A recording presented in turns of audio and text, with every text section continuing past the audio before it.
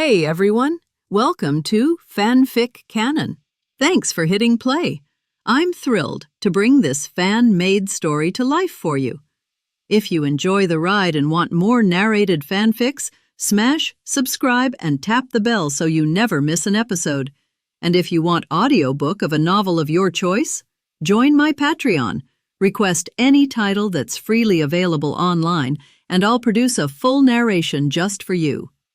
Now, let's dive into today's adventure. At the very moment Luo Bai grasped the method to absorb dark energy, something unexpected happened. An uncontrollable torrent of darkness surged into his body like a tidal wave crashing against fragile shores. The force was overwhelming, immense beyond reason. He staggered, teeth clenched, his breath caught in his throat. It wasn't a gradual draw of power. It was as if someone had flipped a cosmic switch, and every dimension filled with darkness had responded at once. Luo Bai was forced to halt his absorption. He needed to stabilize himself. The sheer magnitude of the dark energy flooding in could tear him apart if he wasn't careful. Truth be told, he was bewildered. This was his first encounter with the Book of Darkness. He had only just begun to sense the threads of dark energy. How then? How could so much power pour into him all at once? It wasn't a trickle. It was a storm, a maelstrom. Darkness from realms he couldn't even name began converging into him, an unrelenting force that seemed to bypass all resistance. Could his body even withstand this? He doubted it. Dark energy, by nature, was wild and volatile. And this was beyond volatile. It was raw and primal, forged in realms untouched by light. Yet somehow, miraculously, after minutes that felt like an eternity, Luo Bai managed to regulate it. Piece by piece, breath by breath, he aligned the surging force within him. It didn't surrender to him, it tolerated him. When the torrent finally calmed, Luo Bai dared to try again, this time more cautiously. A trickle instead of a flood. He gently opened his conduit to the dark energy. But once again, the darkness flowed in unbidden. His eyes widened. It was like the universe had marked him as a vessel. Whether by fate or accident, dark energy continued to fill him, endlessly, ceaselessly. Even as he fought to control it, it claimed more of him. Far away, in a dimension of eternal shadow, the master of that darkness stirred. Dormammu, the ruler of the dark dimension, frowned, his massive form flickering with irritation as he felt the drain on his domain. Again, he thundered, his voice echoing across plains. Who dares siphon power from my realm without permission? He wasn't unfamiliar with giving his power to others. On the contrary, he welcomed it, but always on his terms. With power came a price, control, corruption, and the surrender of the soul. But this wasn't offered. This was taken, and worse, it originated from Earth. For someone on Earth to actively absorb his dark power across dimensions, it should be impossible. The Ancient One was dead. The remaining sorcerers were barely competent. How could any of them pull off cross-dimensional dark energy absorption? Dormammu's intrigue turned to fury. If you dare touch my power, then surrender your soul to me, he bellowed. Darkness swirled around him like a storm as he reached through the energy link, seeking the soul of the thief who had dared claim his might. He began his invasion, mentally tracing the dark currents back to the source. He would corrupt the intruder, break their will, and mold them into his disciple. But then, something collided with his probe. Another force, another entity. Not from his realm, not from his dimension. From hell. Mephisto, the Lord of Lies, the ruler of hell, a being forged from fire, deception, and damnation. Mephisto had also felt it, the theft. His own infernal energies were being siphoned, and like Dormammu, he was enraged. Who dares absorb my power, uninvited? Mephisto snarled, crimson eyes gleaming. He, too, traced the thread of energy. He, too, sought to claim the soul of the thief, a soul that reached across both dark dimension and infernal realm. How rare, how precious. But as he reached, he encountered resistance. Dormammu, the two titans of darkness, paused. Each felt the other's presence like thunderclouds grinding against one another in the sky. Dormammu, Mephisto murmured. So you want this soul too? He weighed his options. In a direct confrontation, the outcome was uncertain, and Mephisto never bet on uncertain odds. He pulled back. For now, Dormammu felt the retreat and smirked in satisfaction. Mephisto? A mere Hell Lord dares compete with me. With renewed focus, he pushed forward, once again attempting to seize the mortal's soul. But then, again he was blocked. Another presence. Another dark force. Dormammu froze. This one was familiar. Sethorn. His smirk disappeared. How many beings were trying to claim this soul? And just who was this earthling? Dormammu narrowed his glowing eyes. This is no ordinary mortal. The war for the soul had just begun. Even Dormammu, ruler of the dark dimension, knew the name Sithorn. How could he not? After all, the Book of Darkness, the very scripture from which Dormammu himself had drawn unholy strength, was Sithorn's creation. Sithorn wasn't just powerful. He was the origin of all dark magic, the father of forbidden arts. A primordial being cast out across dimensions, exiled but never slain. So when Dormammu sensed Sithorn's presence awakening, no longer dormant, no longer distant, he froze. A heavy silence fell over the dark dimension. He didn't dare reach forward again. To do so would mean openly contesting Sithorn for dominion, and for this mortal soul. That would be madness. Even Dormammu, a being whose name struck terror across galaxies, had never glimpsed Sithorn's full strength. And he knew, deep down, that the dark essence he had absorbed from the Book of Darkness was but a droplet in Sithorn's ocean. And he wasn't alone in his greed. Mephisto, the Lord of Hell himself, had also drawn from Sithorn's power. That fact alone said enough. Sithorn wasn't a mere relic of the past. He was the nightmare gods feared to wake. Dormammu clenched his massive fists. He didn't want to retreat. His dark power had been siphoned by someone, again, and yet he couldn't claim that thief's soul. It wasn't fair. He had endured exile, corruption, and war. He was owed something. But before he could lash out, another power shimmered into his dimension. Not dark, not infernal. Holy, radiant, golden. A power that stung his essence. Dormammu's expression twisted in disbelief. The Vishanti? The trinity of white magic. They've shown interest in this mage too. Shock turned to fury. How many ancient gods are circling this one mortal? He roared, sending shockwaves of rage across the dark dimension. The air itself shimmered with violent magic. The truth hit him like a blade. This mortal, this earthling, Luo Bai was not ordinary. No, far from it. He was chosen. By Sithorn, by Mephisto, by the Vishanti. Dormammu seethed. You ancient fools! Can't you stay in your blasted realms and leave this one to me? He bellowed into the void. But even as he cursed them, he understood the truth. Luo Bai's soul contained something special, something worth risking war between realms. And Dormammu, despite his pride, was not foolish. He would bide his time, let the others fight. The moment they slipped, he'd strike. I will consume more worlds, he snarled, more dimensions, until I can claim this soul as mine. And with a final roar that cracked the bones of reality, Dormammu faded into the void. Elsewhere, in the shadows of reality, Mephisto sighed. I just wanted one soul, he muttered. But with Sithorn and the Vishanti involved? No thanks. He too disappeared. Back on Earth, Luo Bai was unaware that ancient gods had just warred in silence over his soul. Eyes closed, body glowing with shadowed veins of energy, he focused on controlling the last remnants of the dark power that surged through him. When he finally opened his eyes, the darkness in his pupils faded, giving way to crimson glints, residue of immense power. He looked at his hands in awe. This strength, he whispered. It was unlike anything he'd ever felt. White magic had always given him steady growth, a slow, patient journey. Even mastering the time stone hadn't made him feel this strong. But in just 30 minutes of dark magic, he had transformed. If the Ancient One had to borrow from this power, Luo Bai mused, then how could I not use it myself? Still, power came with risk. He had no intention of being consumed by it. Enough for now, he told himself. When my mind and soul are stronger, I'll return. He exhaled, slowly pulling his spirit back to the present. At that moment, footsteps echoed down the hallway. Wong arrived at the study and gave a slight bow. Supreme Mage, it's 6 o'clock. Time to head to the training ground.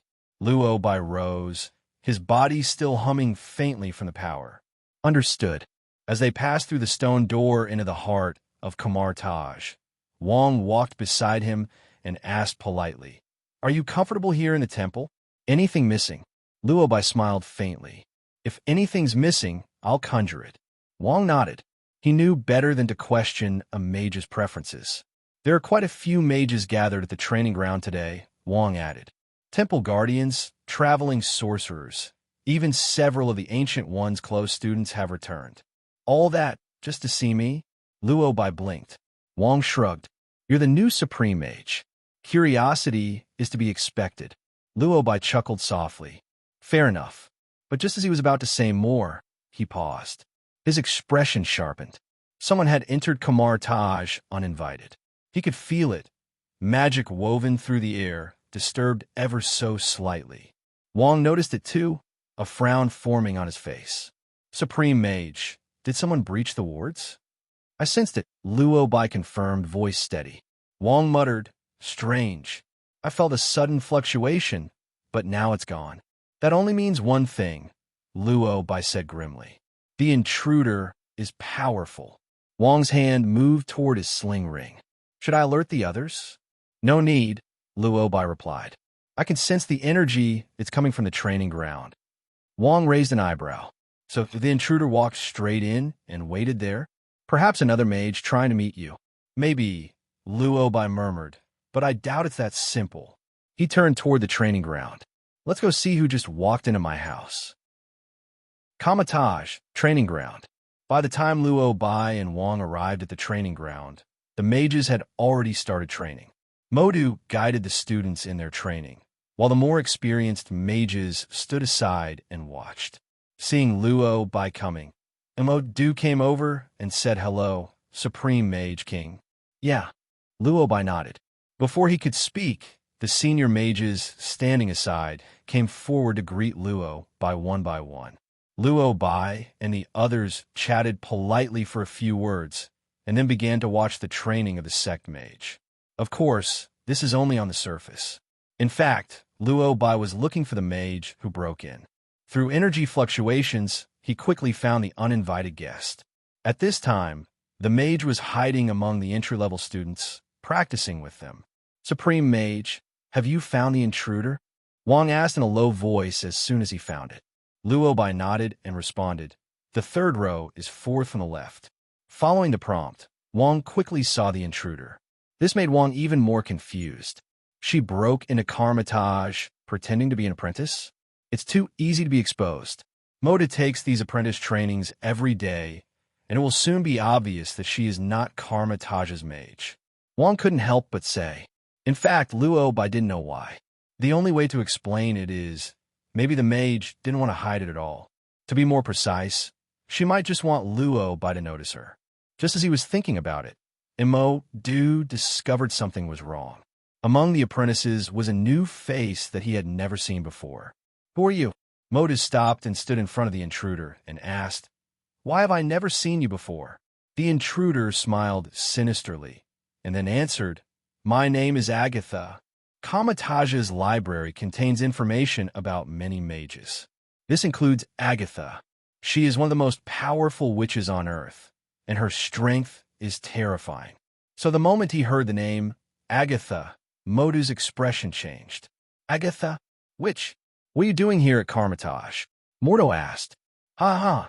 Of course I'm here to see who the Ancient One has chosen to be the Supreme Mage," Agatha smiled. As she spoke, the powerful black and purple magic power enveloped her whole body, and soon Agatha returned to her original witch appearance. Although after regaining her appearance, Agatha looked like a middle-aged woman in her 40s. But in fact, Agatha is a 10,000-year-old witch. She used some special methods to delay her aging, which made her look young. Otherwise, she will probably appear as a classic old witch. After all, she also has a nickname called the Old Witch. Agatha's appearance shocked all the mages present, because everyone knows that her purpose is definitely not that simple. In fact, she is definitely not a kind mage, because her philosophy is very different from Kamarage's philosophy. In the eyes of many magicians in Kamarage is absolutely not allowed to learn black magic. But Agatha doesn't care so much. As long as it helps her, Agatha will learn. Because of this, Agatha was classified as an evil witch by the magicians of Kamarage. Since it is evil, it cannot have no purpose. Thinking of this, Modu shouted, "All mages, prepare for battle." In just a moment, all the magicians of Kamarage put on their fighting postures and set up their magic circles, ready for war at any time. Luo Bai knew that with Kamarage's current strength, even these mages combined could not defeat Agatha. So he immediately gave the order, "Modu, you take the mages to continue practicing." Modu was stunned. Continue practicing? Mordo was a little worried and said, "Supreme Mage, Agatha is an evil witch. She must not have good intentions when she comes to Kamarage." Luo Bai calmly replied, "I understand. She won't disturb you." As his words fell, the mirror dimension instantly opened. The powerful force instantly enveloped the entire Kamarage, isolating the entire space. As the mirror dimension opened, only Luo Bai and Agatha were left in the entire space. Mirror dimension? Yes. It's really good that you can reach such a level at such a young age.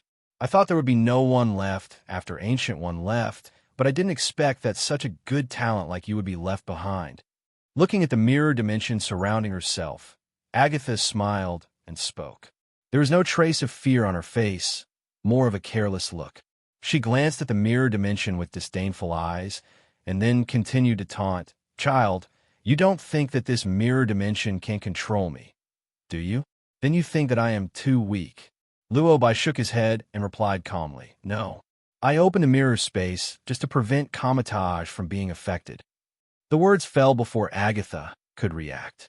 Luo Bai recited a spell silently in his mind and cast the form of Ikeen. In just a moment, countless duplications appeared and filled the entire mirror dimension. Then he controlled all the duplications and released the Ring of Ragador. At the moment of release, a red circular magic shield appeared on the hands of countless duplications, and those duplications followed Luo Bai's body and attacked Agatha. Seeing that he was the first to attack, Agatha quickly responded and started a fierce battle with Luo Bai's duplication. How about saying that Agatha is a 10,000-year-old witch? It was easy to deal with Luo Bai's tens of thousands of duplications, and he even had time to say, "These melee magic spells at your Kamarage pose no threat to me at all. Don't you have the Book of Darkness? Come on, kid. Use the power of the Book of Darkness to deal with me." Agatha said with a strange smile. Seriously, if Luo Bai hadn't understood the plot and knew that Agatha could absorb magical energy, he might have been fooled. As one of the most powerful witches on Earth, Agatha must have some abilities. Although the book does not record Agatha's specific abilities, Luo Bai, who understands the plot, does. Agatha can not only resist most magical attacks, but can even absorb magical power. So to deal with her, melee magic is much more useful. Of course, the reason why Agatha can be so strong is inseparable from one key. That is, she has also studied the Book of Darkness. And from her tentative words just now, Luo Bai could roughly guess. The purpose of her coming to Kamarage today was to take away the Book of Darkness. Thinking of this, Luo Bai replied while attacking, "It seems that you already know that the Dark God Book is with me." Mentioning the Book of Darkness, Agatha was obviously excited. "Of course, that is my book. I have always treasured it. But I don't know why it suddenly disappeared one day when I went back. I searched for a long time and finally found it. It turns out that it was stolen by you." "Steal? No. I picked up that book. What's more, that book isn't yours either." Luo Bai replied calmly. "Agatha, what the hell did you pick up? This book has been sitting with me for hundreds of years, Of course, Agatha would not believe that Luo Bai had picked up the Dark God book. After all, ever since she obtained the Book of Darkness, she has kept this book in a secret room and rarely takes it out. Luo Bai must have used some magic to steal the book from the secret room of her house. Thinking of this, Agatha said angrily, "That book has been kept at home all this time. How could you pick it up?" Luo Bai calmly replied, "The Dark God book has its own consciousness, and it is normal for it to leave. You should think about why the Dark God book gave up on you." Agatha became even more angry after hearing what he said. Because what Luo Bai said is true. The Dark Book has its own consciousness and will choose its own host. Once the Dark Book selects a host, no one can stop the change. Agatha knew that the departure of the Dark God Book meant that she had been abandoned by the God Book, but she was unwilling to do so, so she came to find him. "It has been with me for hundreds of years, and I am its owner. It must be you who stole it using dirty means. You Kamarage mages keep saying that you're not allowed to practice black magic, and you also call me an evil witch. Unexpectedly, you have the idea of my dark divine book. It is really disgusting." Agatha snapped. She cursed very filthy, which proved that she was angry. Originally, she could still calmly deal with Luo Bai's numerous duplications, but since he hit her in anger, the movements of her hands have obviously slowed down. Seeing this, Luo Bai quickly continued to complain. "You have been studying the Dark God book for hundreds of years, and you don't know that it has its own consciousness? No wonder the Dark God book doesn't want you. TSK, TSK, TSK. After saying this, Agatha's defense was completely broken. All I can think of is what Luo Bai said. "The Book of Darkness doesn't want you anymore. The Book of Darkness doesn't want you anymore." The words echoed in her mind like a curse, making Agatha extremely irritable. "You obviously stole it. Damn it, come out," Agatha said angrily. Taking advantage of her rage, Luo Bai controlled all the duplications and transformed into the sacred sword of Ashanti and chopped them off at the same time. Agatha, who was in rage state, had no time to react before she was hit by countless sacred swords and fell to the ground instantly. Only then did Agatha finally realize that Luo Bai had deliberately angered her just now, just to distract her. A little clever, but of no use. "Do you think you can hurt me with this little power?" Agatha shouted. As her volume increased, a black-purple power burst out from her body, spreading around like a powerful shockwave. The powerful power allowed Luo Bai's countless duplications to be resolved, leaving only the true body. The moment the real body appeared, Agatha released her witchcraft. The moment the witchcraft was released, countless purple rays of light wrapped around Luo Bai's body like vines, controlling his entire body. Agatha had strong practical experience, so she gave Luo Bai almost no chance to struggle. After taking control of Luo Bai, she immediately used magic to control Luo Bai's will.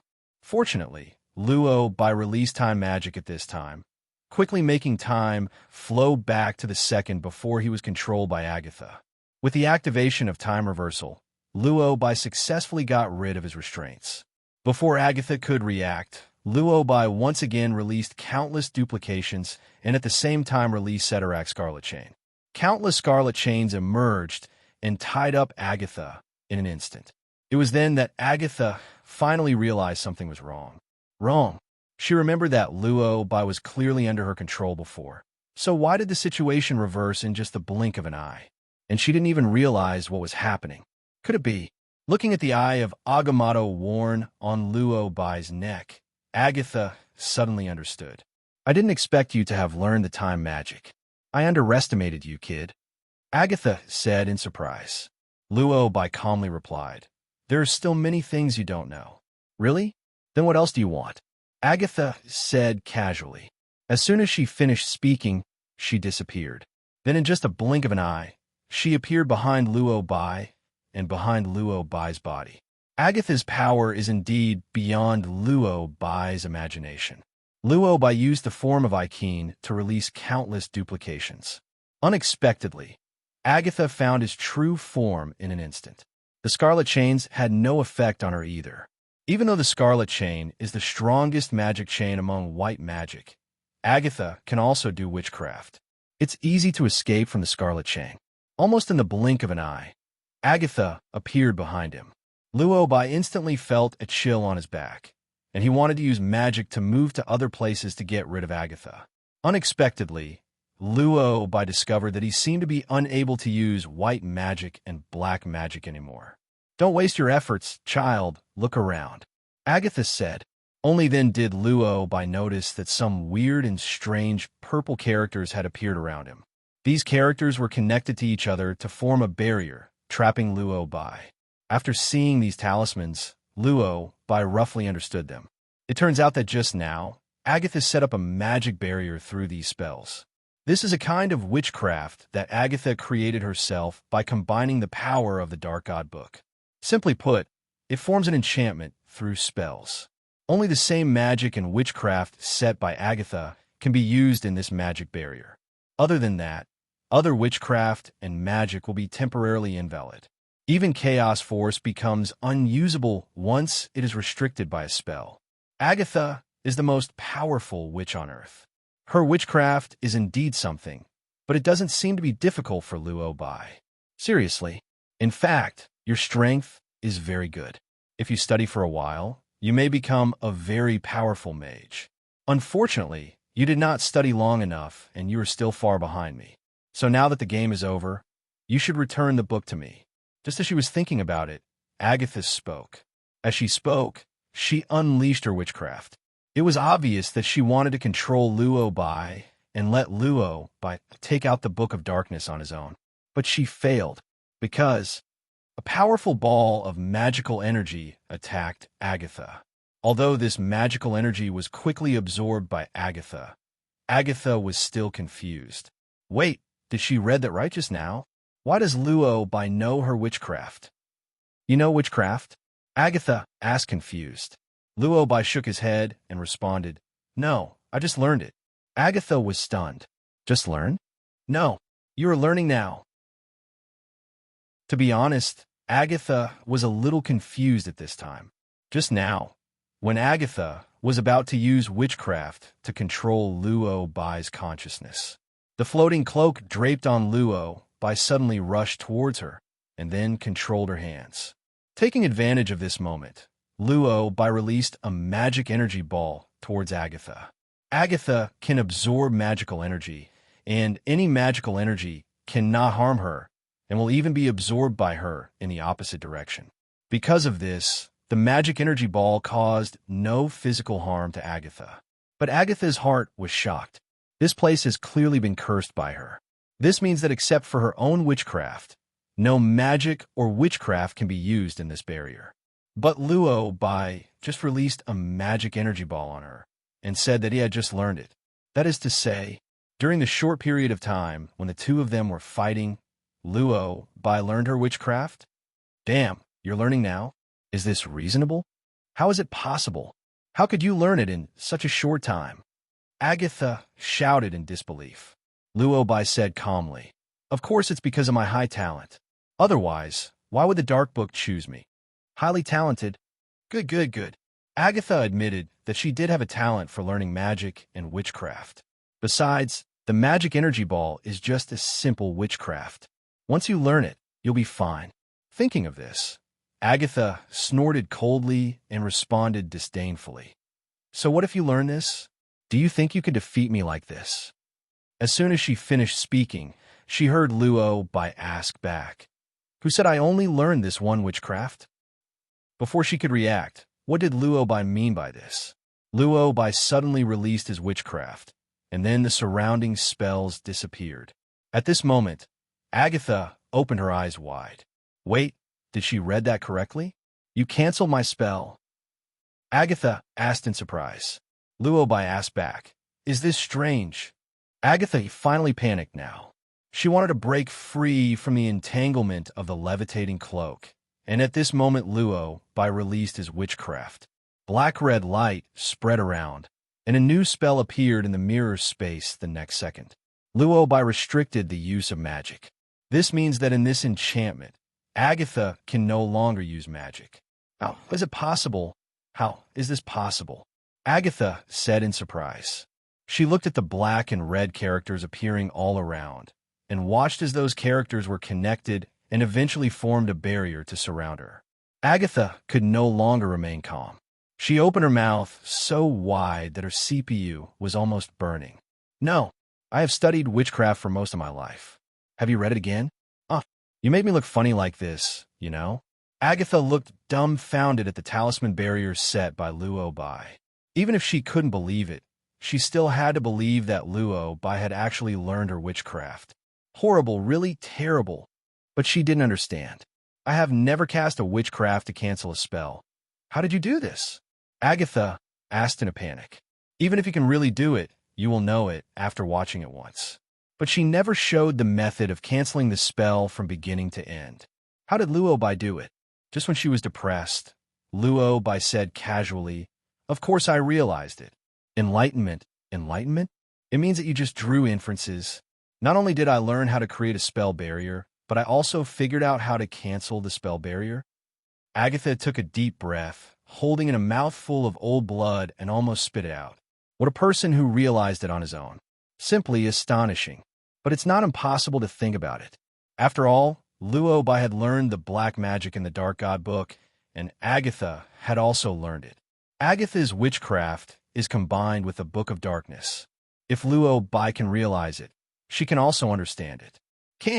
Where's the spell? No matter how good your talent is, you can't figure out the spell, Agatha said angrily. Most witchcraft requires spells to be released. Agatha's witchcraft is no exception. Please, she created those spells one by one. The fact that Luo Bai can understand the spell is ridiculous. Just as he was thinking about it, Luo Bai spoke.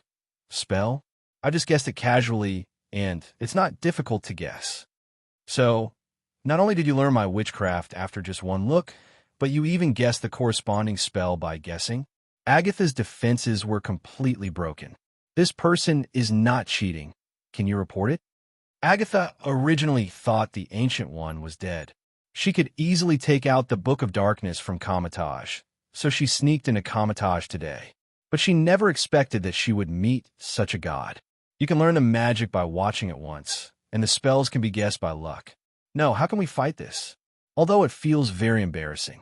As the most powerful witch on Earth, she was defeated by a newly minted mage after living for such a long time. But now, Agatha had to admit defeat. No wonder Ancient One left with peace of mind and let you take over Kamarage. I gave up the Dark God book. As soon as she finished speaking, Luo Bai spoke. I think you made a mistake. It's not that you gave up on the Dark God's book, but that the Dark God's book gave up on you. Agatha sighed and then admitted, You are right. Well, I admit that your understanding is amazing, but I lost. My child, untie the spell. I will leave Kamarage now. Agatha thought that after admitting defeat, she would be fine as long as she left Kamarage. Hearing her say this, Luo Bai smiled. Intruder, let's finish asking the questions. Luo Bai said. Agatha was stunned and realized something was wrong. Intruder? What do you mean? As the current manager of Kamarage and the supreme mage of the earth, I have the authority to execute you for trespassing on Kamarage. Luo Bai said. As his voice fell, Luo Bai unleashed his dark power. The black light instantly enveloped Agatha. Because of the spell, Agatha was now unable to release any magic at all. Before Agatha could respond to what Luo Bai wanted to do. The next second, Luo Bai began to absorb Agatha's power. Absorb the power of darkness. This is the black magic that Luo Bai just learned from the Book of Darkness. Although Agatha is a witch, because she also learned the Book of Darkness, the power in her body is also the power of darkness. In fact, under normal circumstances, Luo Bai cannot absorb Agatha's dark power. But now Agatha's magic is restricted, and without power, she can only watch as Luo Bai absorbs all her power. This also means that from this moment on, Luo Bai has mastered all of Agatha's witchcraft and power. You absorbed all my power. After absorbing it, Agatha spoke in disbelief. She didn't expect that Luo Bai would absorb all her power. Due to losing her strength, Agatha now turned into the appearance of a gray-haired old man. This made Agatha very angry and shouted, "You are the Supreme Mage. If the magicians of Kamarage know that you learn dark power and do this, have you ever thought about the consequences?" "I never thought about it. I only know that those who invade Kamarage and the earth, whether they are mages or other creatures, will have to pay a price." "So you are exiled, Agatha Witch," Luo Bai said as he opened the interdimensional portal. He banished Agatha. While in exile, the magic cloak returned to him. Agatha had all her power drained and was exiled to the multi-universe. With her current ability, staying in a multi-universe would be very risky, and she might be swallowed by some evil god with her belt and soul. Of course, Luo Bai didn't care about this. After all, she broke into Kamarage without invitation and was seen by so many mages. If she is not punished, who in the mage's world will take Luo Bai seriously? It was inevitable that she would be exiled, but I have to say that her coming here also brought a lot of benefits to Luo Bai, one of the most powerful witches on earth. Her knowledge and witchcraft are areas that Luo Bai has never touched before, so they will be of great use after being absorbed. After taking some time to digest the knowledge he had learned, Luo Bai closed the mirror space. As soon as the mirror space was closed, Wong and Modu came over immediately. "Supreme Mage, where's Witch Agatha?" Wong asked, looking a little worried. Luo Bai smiled and reassured the two of them. "She has been exiled to the multi-universe by me, and there is a high probability that she will not come back, so you don't have to worry." Hearing Luo Bai say this, both of them opened their eyes wide at the same time. You know, Agatha has been practicing witchcraft and studying magic for hundreds of years or even longer. Although Luo Bai has outstanding talent. But how long have you been learning magic before you can defeat Agatha and banish her? Is this any different from a newbie jumping up a level to fight a mini-boss? No wonder Wong and Modu had shock written all over their faces at this time. It can be seen from their eagerly moving lips that they seem to have many questions to ask. But due to Luo Bai's current status as the Supreme Mage, it was difficult for the two of them to ask more questions. So after hesitating for a moment, Modu finally said, "Since the Supreme Mage has taken care of it, I will continue to lead the apprentices to practice, and I will ask the Supreme Mage to supervise." Luo Bai nodded and responded, "Go ahead, I'll watch from here."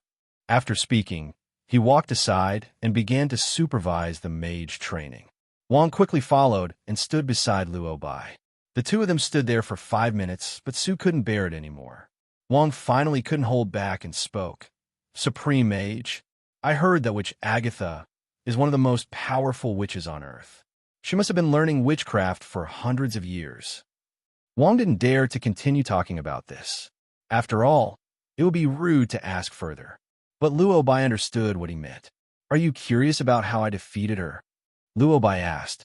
After hearing what Luo Bai said, Wong Kai finally dared to let go and complained, "Yes, she has been studying for hundreds of years, and she still can't beat you.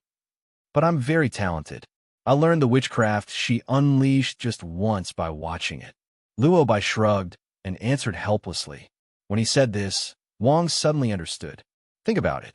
Now, there's a person standing in front of you and learning all your magic after just one look, and he also uses your magic to attack you. You learn while beating him, and the more you beat him, the stronger he gets. It's really hard to beat this. Thinking of this, Wong couldn't help but complain, "Are you so talented? Can you learn it after just one look?" Luo Bai was a little surprised and couldn't help asking, "Of course, otherwise how could I become the Supreme Mage? I thought the Ancient One Mage told you, but you don't know?" Wong was silent. He had heard that Luo Bai was very talented, but I've never heard that Luo Bai's talent is so high. He can learn everything after just one look? Okay. Wong was completely convinced. It would be great if I had this talent. Wong muttered, "I can't help but think. If I had this talent, I could wake up from my dreams with a smile." Luo Bai smiled and expressed, "If you want to have such a talent, you must first have top luck. For example, like me, I am favored by the goddess of luck. Of course, These were just the emotions he expressed in his heart. He did not say them out loud. Instead, he continued to supervise the mage training. The supervisor was supervising, and suddenly the phone vibrated. Thinking that nothing happened now, Luo Bai took it out and took a look. Only then did he realize that Stark had sent him a text message. The text message stated that Stark had produced the latest suit, 7 Malawian kwaches, and hoped that Luo Bai could come and see if there was anything that could be improved. Luo Bai couldn't help but feel a little emotional when he saw this text message. How about Stark being a genius? Luo Bai just gave him a general direction and suggestions, but he didn't expect Stark to upgrade his suit and create 7 Malawian kwaches so quickly. He thought that he really had to go to New York to tell Polaris about his move. Luo Bai replied, "Okay, see you at the villa tonight." In fact, what Luo Bai has to do today is quite simple. It is nothing more than to let all the mages know him. So after supervising the mage training in the morning, he received several foreign mages in the afternoon. These mages are all admirers of the Ancient One mages. Although they did not study at Kamarage, they have all received more or less help from the Ancient One. Maybe they didn't know much about Luo Bai before, but after learning that Luo Bai banished Agatha, which they showed such respect to Luo Bai, especially after exchanging their understanding of magic, witchcraft, and occult arts with Luo Bai, several mages instantly transformed into Luo Bai's admirers. After all, Luo Bai is not only talented, but also very hardworking, and his understanding of magic and multi-universe is completely different from theirs. It is normal for them to believe Luo Bai. After seeing off the last mage who came to communicate, Luo Bai finally had some free time. "I'm finally done with my work. I didn't expect that being the Supreme Mage is quite tiring." Luo Bai stretched out and couldn't help but complain. Wang, who was standing aside, quickly explained, "After all, you have just taken office, so you can just wait for a while. Supreme Mage, if you are tired, take a rest first." Luo Bai shook his head and said, "I can't rest for now. I have to go to New York to deal with some things." Wang didn't ask any more questions and just replied, "Since you have something to do, go ahead. Master Modu is in charge of Kamarage. If something happens, I will go to you as soon as possible." Luo Bai nodded and was about to open the portal and leave. Suddenly, he seemed to remember asking the king, "King, do you remember the mage who protects the temple now, right?" "Yes." "Are there many problems in the temple? If not, I will leave the library to you in the future." Library. Although he didn't know why Luo Bai suddenly asked him to be a librarian, Wang still agreed. "Okay, I will take over the library work now." After saying this, Wang was ready to leave. At this moment, Luo Bai suddenly stopped him. "Wang, if you find any abnormal situation, remember not to act rashly. Just come to me directly." Luo Bai's words were a reminder, more like a warning that something might happen to the library later. As the Mage King, he immediately understood the meaning. His expression immediately became serious, and he said firmly, "I will remember the words of the Supreme Mage. If something happens, I will go to you as soon as possible. Don't worry about me doing the work." Luo Bai felt relieved and started teleporting to New York. New York, Luo Bai's house. Polaris was sitting on the sofa, eating a burger and watching TV. At this moment, she suddenly saw a yellow circle appear out of thin air, and her eyes lit up instantly. She quickly stood up from the sofa, and the next second she saw Luo Bai walking out of the portal. "Master Luo Bai, are you back? Do you want dinner? I'll cook it for you," Polaris said excitedly, putting down the burger in his hand and planning to cook. Seeing what she said, Luo Bai asked half-jokingly, "Didn't you say you can't cook?" Polaris said with some embarrassment, "While you were gone, I studied on my own online for a while." Luo Bai was stunned. Polaris actually learns to cook. Seeing that he didn't answer, Polaris quickly explained, "Although it may not be that delicious, I have tasted it myself, and it tastes pretty good and is edible." Luo Bai suddenly laughed when he heard her say that. "To be honest, I'm quite surprised. Accident? What happened? After all, when I punished you by making you a housekeeper, I saw that you were quite reluctant, and you were only allowed to be a housekeeper for 3 months. I didn't expect you to go out of your way to learn how to cook for me," Luo Bai said. With Polaris' temperament, He probably has never even entered the kitchen. It was beyond Luo Bai's expectation that he would go out of his way to learn how to cook. Polaris could also understand his surprise, so he quickly explained, "At the beginning, it was because we were not familiar with each other. But you helped me a lot during this period. You let me live in the villa and encouraged me to work hard to practice my powers and help I drove away Professor." Luo Bai remembered this when he mentioned it. "What did Stark say?" Luo Bai asked. "Mr. Stark said that I am free. The association has canceled my global wanted order after discussing with various countries. I'm very grateful to you, but I don't know how to repay you. I can only help you cook and do odd jobs." Polaris replied a little sheepishly. After she finished speaking, her face turned red, and it was obvious that she was really embarrassed. But her reaction pleased Luo Bai. It is good to know how to be grateful, proving that Luo Bai's help was not in vain. But those were just easy things, and Luo Bai didn't think about asking for anything in return, and he didn't want her to feel so burdened. After thinking about it, Luo Bai responded comfortingly. "Although letting you be a housekeeper is a punishment for breaking into my house. But you have done a good job during this period, so I am willing to help you. You don't need to have such a big psychological burden." When he said this, Polaris became even more embarrassed. That, Master Luo Bai, I'll go cook for you first," Polaris said and wanted to go to the kitchen. At this moment, Luo Bai stopped her. "Wait a minute, I have something to tell you." Polar Star stopped, lowered his head, and asked softly, "Does Master Luo Bai have anything to explain?" "I can't talk about an explanation. It's just that I plan to move, and I may rarely come here in the future," Luo Bai said. "Move place." Polaris raised his head and asked hurriedly, "Where are you moving to?" "I'm going to pack things right now. Do you have anything to bring?" "Just tell me, and I'll pack it for you right away." Luo Bai was stunned when she asked him this. "You want to go with me?" Luo Bai asked. "Of course. I am your housekeeper," Polaris replied firmly. "But we only agreed for 3 months." Luo Bai replied. Polar Star didn't care and answered seriously, "Master Luo Bai, if you don't mind, I can always be your housekeeper." Luo Bai was silent. When he didn't speak, Polaris continued, "I don't need a salary, and I can make money on my own now. I haven't used your money during this time," Polaris said as he took out a box from the room. "It's the box that Natasha Romanoff sent before." After opening it, Luo Bai found that there was no shortage of money inside. Luo Bai was a little surprised and couldn't help but ask, "You have never touched the money? I used some before, but I returned them all," Polaris explained. This made Luo Bai curious and couldn't help asking, "Where did you get the money?" "Mr. Stark helped me find a job. Although I didn't want to trouble him, I couldn't keep using your money, so I went," Polaris answered seriously. Luo Bai suddenly realized that it was Tony who helped. Just as he was thinking about it, Polaris continued to speak. "Master Luo Bai, if you don't mind, I can always be your housekeeper. I have listened to you and trained my ability well, and I won't bother you again in the future. You see, I'm no longer a loser, and I can control my ability." After saying that, Polaris used his ability.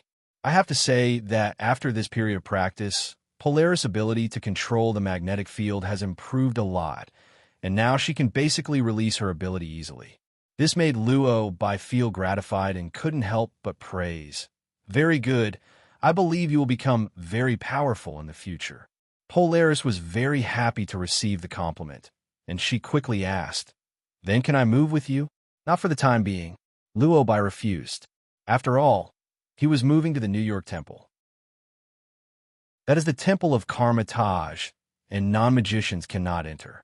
Even if Luo Bai was moved by Polaris' sincerity and agreed to let Polaris stay as a housekeeper, it is impossible to agree to let her go to the New York Temple, unless Polaris has the magic talent to be a mage. But now Polaris can't even understand her own ability, so don't let her have so much contact with it for the time being. Thinking of this, Luo Bai smiled and said, "Although I have moved, it's not like I won't come here. The matter of opening a portal goes back and forth very quickly. While I'm away, you can take care of the villa here." "Okay." Polaris agreed happily. As soon as he finished speaking, Luo Bai took out a piece of paper and handed it over. "This is my phone number. If you need anything, call me." Polaris took it and quickly took out his mobile phone to save the number. At this moment, the doorbell rang outside the door, and Luo Bai knew that it was Stark who was coming without even thinking about it. Sure enough, when the door opened, Stark appeared in front of Luo Bai. "Oh, my friend Luo Bai. I miss you so much." Stark spoke enthusiastically as soon as he entered the door. Seeing how excited he was, Luo Bai smiled and replied, "You look like you are in good condition." Stark replied excitedly, "Of course. After listening to your advice, I went back to upgrade the iron suit and succeeded. Let me show you," Stark said, then yelled, "Jarvis." Following Stark's shout, a steel suit flew over from short distance away. After infrared scanning, it was automatically put on Stark's body. In less than a minute, Stark's transformation was successful. "How is it? Are you handsome?" Stark asked proudly. Luo Bai nodded and praised. "Cool. Would you like to come to my home and have a look? Let's study it together. I'm now thinking about how to upgrade the suit. I think the magic suit proposal you mentioned is very good. How about we study it together?" Stark asked. Luo Bai replied half-jokingly, "It's still early for research." Stark spread his hands and replied with a smile, "Okay, I was just joking. In fact, I am planning to research the anti-Hulk suit now. You know, Dr. Banner is not very stable at the moment, so I want to hear your opinion suggestion." Luo Bai was about to agree, when he suddenly felt a strong energy wave appear on the earth. "Wait, Stark, there are special circumstances," Luo Bai said. Stark was confused and asked, "What's going on?" "I felt an abnormal energy fluctuation just now," Luo Bai muttered. Stark was stunned and asked anxiously, "Why didn't I feel it? Is something happening to the Earth? Is there a multi-universe biological invasion?" "I'm not sure. Let me take a look," Luo Bai said. He ran the time gem to check the situation, and Luo Bai discovered that the abnormal energy fluctuation just now came from the Tesseract. To put it bluntly, Tesseract is a rough space stone. Since the 6 infinite stones in the Marvel Universe are very powerful, so powerful that ordinary people cannot directly bear their power, each stone will basically have a container to carry it. Tesseract is the container that holds the original space stone. In fact, the Tesseract has been on Earth since more than 90 years ago and is in the custody of S.H.I.E.L.D. It's just that it hasn't performed well all this time. Simply put, it's in an inactive state. Just now, Luo Bai suddenly felt that the Tesseract inspired powerful energy, which can only prove that S.H.I.E.L.D. is studying it. In fact, this is not surprising. After all, Nick Fury, the director of S.H.I.E.L.D., has always wanted to master all the super abilities on Earth, so he needs powerful weapons. The weapons on the Earth can no longer satisfy his desires, so he wants to absorb energy from the universe. Tesseract is the best ingestion object. The space stone inside is very powerful. If you can absorb energy from it, you can research weapons. Nick Fury is estimated to be able to fulfill his ambitions and goals. But in Luo Bai's opinion, it was too stupid for him to do so. Because Nick Fury couldn't control Tesseract at all, he didn't even know what Tesseract was before he started researching it. If the original stone in Tesseract becomes out of control, can he pay for his actions?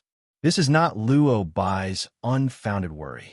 Based on the original plot, due to S.H.I.E.L.D.'s continuous research on the Tesseract, the original stones in the Tesseract continue to stimulate spatial fluctuations. So Loki, holding the Mind Scepter, could easily feel the specific direction and location of the Tesseract. Instigated by Thanos, Loki came to Earth with the Psychic Scepter. In the end, alien invasion was created, triggering the New York War. Now that S.H.I.E.L.D. is researching the Tesseract, it is undoubtedly sending a signal to Loki and Thanos. Luo Bai just looked at the future through the Time Stone and found that Loki will come to the Earth in 3 days. This made him frown. Seeing that he didn't speak and look serious, Stark couldn't help but become nervous. "Robin, what happened?" Stark asked. Withdrawing the magic, Luo Bai briefly explained the situation. Since it involved too many terms that he had never heard of before, Stark was a little confused after listening to it. "I'm sorry, Luo Bai. I didn't understand what you just said. You said that S.H.I.E.L.D. is studying the Tesseract and wants to absorb energy from it to make weapons. Can you first explain to me what the Tesseract is? Stark asked. You can understand it as a powerful weapon from the universe. Human technology cannot fully understand its power, let alone control it. Luo Bai explained. Now he understood. After understanding, Stark was very angry. So, Nick Fury is studying a cosmic energy that even he can't control? Damn Nick Fury. What on earth is he doing every day? Why does he always like to study such dangerous things? At this time, he obviously did not realize the seriousness of the problem. So Luo Bai couldn't help but remind. This is not the key to the problem, Tony. The key is that his current behavior will bring danger to the Earth. If left alone, what will happen outside the Earth? Creatures will invade the Earth. Extraterrestrial creatures. Hearing this, Stark couldn't stand it anymore. Shit. Nick Fury told me that he created the Avengers to protect the Earth. But what did he do? We'll talk about the suit later. Luo Bai. Let's go to SHIELD right now. I have to go beat him up. Stark cursed. He has a quick temper. Knowing that Nick Fury was doing something dangerous, he flew to SHIELD without saying a word. But Luo Bai stopped him. Don't be impulsive, Tony. What do you mean? Stark said anxiously. Luo Bai, we have to stop him quickly. Luo Bai shook his head and said, it can't be stopped anymore. I can feel the space fluctuations released by the Tesseract, and powerful creatures in the universe can also perceive it. The location of the Tesseract has been exposed for now. Then we don't care? Stark asked anxiously. Of course I care, but it's not yet time. Luo Bai said. Now that the location of the Tesseract has been exposed, Loki will come with the Psychic Scepter in 3 days to snatch the Tesseract. Then why not Luo Bai wait until then to take action and grab the cosmic magic and the spiritual scepter? After all, the spiritual scepter that Loki brought was embedded with the original spiritual stone. He himself took the initiative to deliver the rough stone to his door, so Luo Bai had no reason not to want it. Instead of being snatched away by Thanos and triggering a global population crisis by snapping his fingers, he might as well take them all back and use them for himself. With this thought, Luo Bai comforted Stark. Tony, trust me. I will take action when the time is right. Although Stark was anxious at this time, but thinking that Luo Bai is a mage, and the Earth is protected by the Supreme Mage, he's a little wiser. If something happens to the Earth, the Sorcerer Supreme will help, right? Stark asked. Before Luo Bai could answer, he continued. We are friends, so I won't hide it from you. My ability is limited after all, and I'm not sure whether I could defeat creatures outside the Earth. You are already so strong. If the Supreme Mage can take action, I will feel much more at ease. Luo Bai certainly understands his worries. In order to reassure him, Luo Bai reassured, of course. The Supreme Mage already knows about this. That's good. Stark breathed a sigh of relief, but he still seemed a little worried. After a moment of silence, he asked, do you need me to do anything? As long as it can ensure the safety of the Earth, I could do anything you want. Luo Bai thought for a while and then replied, it really is. What? If SHIELD contacts you, please remember to call me immediately. Nick Fury's actions have seriously harmed the Earth, and he should be punished. Stark was stunned. It suddenly dawned on me. Mission impossible? Okay, I've seen similar movies. I didn't expect that I would be a spy one day, but I'm very happy. Don't worry, if SHIELD contacts me, I will definitely call you. Stark said. I casually made an okay gesture. Luo Bai smiled and then changed the subject and asked, by the way, you asked me to help you see how to upgrade the suit. Let's go to your villa and have a look. Meanwhile, the shield building. At this time, agents led by Coulson sealed the basement tightly. Dr. Selvig and a group of researchers are studying Tesseract. The energy fluctuations have increased. Dr. Selvig, turn off the power now. The power is turned off, but the power of the Rubik's Cube continues to radiate. Dr. Selvig. Dr. Selvig, we have lost control of the Tesseract. It seems to have activated itself. As the research deepened, Dr. Selvig and the researchers were completely unable to control the Tesseract. Sensing the seriousness of the matter, Coulson immediately called Nick Fury. SHIELD was unable to control the Tesseract, but accidentally activated the Tesseract. The energy is constantly being released, becoming more and more out of control as time goes by. The Tesseract seems to have a consciousness of its own, and it begins to do whatever it wants. Upon learning of this situation, Nick Fury rushed back to SHIELD as soon as possible after handling the matter at hand. 3 days later, he returned to the SHIELD building. But at this time, Tesseract has completely let itself go. It automatically opened the door to space, and Loki descended on the Earth. It wasn't until Loki snatched away the Tesseract with the Mind Scepter that Nick Fury realized the seriousness of the matter. At this time, Luo Bai's words came to his mind. Do you think you can control everything? No, you can't control anything. Nick Fury was very reluctant, but now he couldn't think. The fact that the Tesseract was snatched away will inevitably become a hidden danger to the Earth. He can only ask people to help him find the Tesseract. Although based on the current situation, Luo Bai should be able to solve this matter perfectly. But he didn't dare to ask Luo Bai for help at all, so he could only run to find other people. At this time, Stark Industries is at the top. Stark and Pepper were drinking and chatting. Tony, I remember that your suit has been successfully upgraded, right? Why you seem so bad these days? Pepper asked with concern. Stark said nothing, but took a sip of wine. 3 days ago, Luo Bai told him that aliens were about to invade the Earth. Although he knew that with the Sorcerer Supreme and Luo Bai on Earth, everything would be fine, but Stark was still worried. He became anxious because of worry, but he didn't dare to tell Pepper. After thinking about it, Stark smiled and responded, It's nothing serious, I just feel a little tired. You haven't had a good rest for a long time in order to study the suit. Tony, you should rest. Pepper comforted, but Stark couldn't sleep right now. All he could think about was aliens. At this moment, Jarvis's voice came from the mobile phone. Sir, my program has been rewritten. As Jarvis's voice fell, Coulson's voice rang out. Stark, we need to talk now. Coulson? Someone from SHIELD? Upon hearing this voice, Stark instantly became excited. I wanted to find you for a long time. Wherever you are, I will come to you now, Stark said. As soon as he finished speaking, Coulson appeared at the door. Stark immediately sent a message to Luo Bai using a secret program. After the message was sent, Stark put down his phone and looked at Coulson. Seeing him alone, Stark asked, Where's Nick Fury? Why didn't that guy come? The director has other things to do. Coulson replied with a smile. Something else? Harming the Earth? Stark asked. Coulson was obviously confused and asked, I don't understand what you mean. You don't have to understand, you just need to call Nick Fury over now, Stark said angrily, with a very serious look on his face. Coulson saw something was wrong with him. But because the situation was urgent, he didn't ask any more questions and just replied, If you are in a hurry to find him, I will tell him.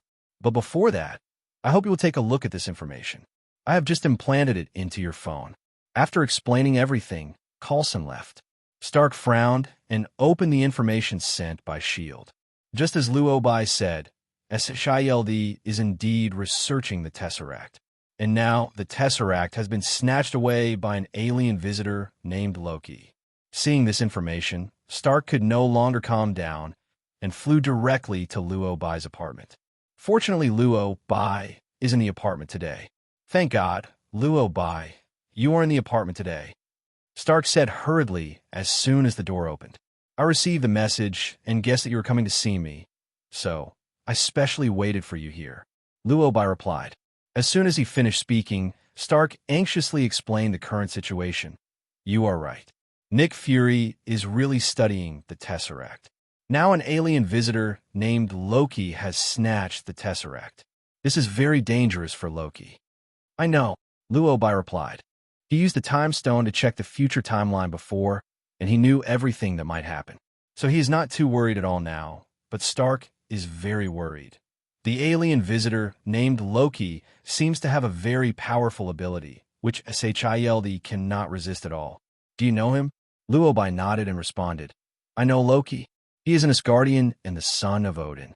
Stark was visibly stunned when he heard the name Odin. Odin is the father of the gods mentioned in the storybook. Stark asked in disbelief. After hearing Luo Bai's affirmative response, the expression on Stark's face was quite wonderful. The fact that there are mages on Earth is amazing enough. Now you are telling him that Odin in mythology lives in the universe?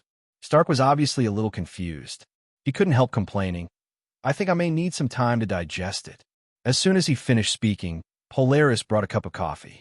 "Thank you, Miss Lorna." This cup of coffee was delivered just in time. Stark complained. After taking the coffee, Stark took a sip, but the expression on his face was still shocked. I don't know how long he waited for it, before he finally asked, "Luo Bai, I would like to take the liberty of asking. You asked, who is more powerful, the Sorcerer Supreme or Odin? I don't know this either." Luo Bai was a little helpless. He has never fought Odin, so how does he know who is better between him and Odin? Hearing Luo Bai's explanation, Stark felt even more uncertain. "You said Loki is Odin's son, so now he comes to Earth and snatches the Tesseract. Is this what Odin means?" Stark couldn't help but ask. Luo Bai shook his head and said, "That's not true. Odin doesn't know about this." "That's it," Stark muttered, and then asked, "Can the Sorcerer Supreme deal with Loki?"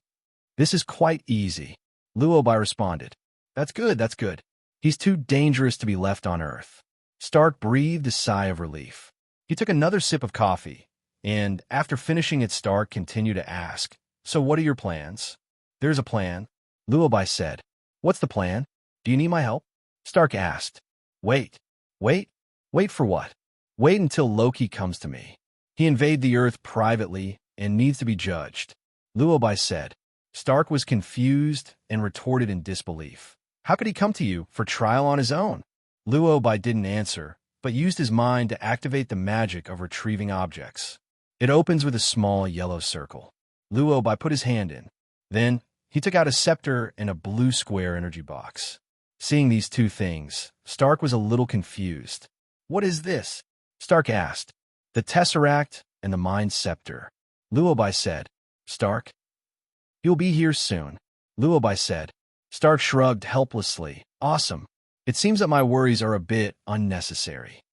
At this time, Loki looked at his empty hands, confused. "No, where's my Tesseract?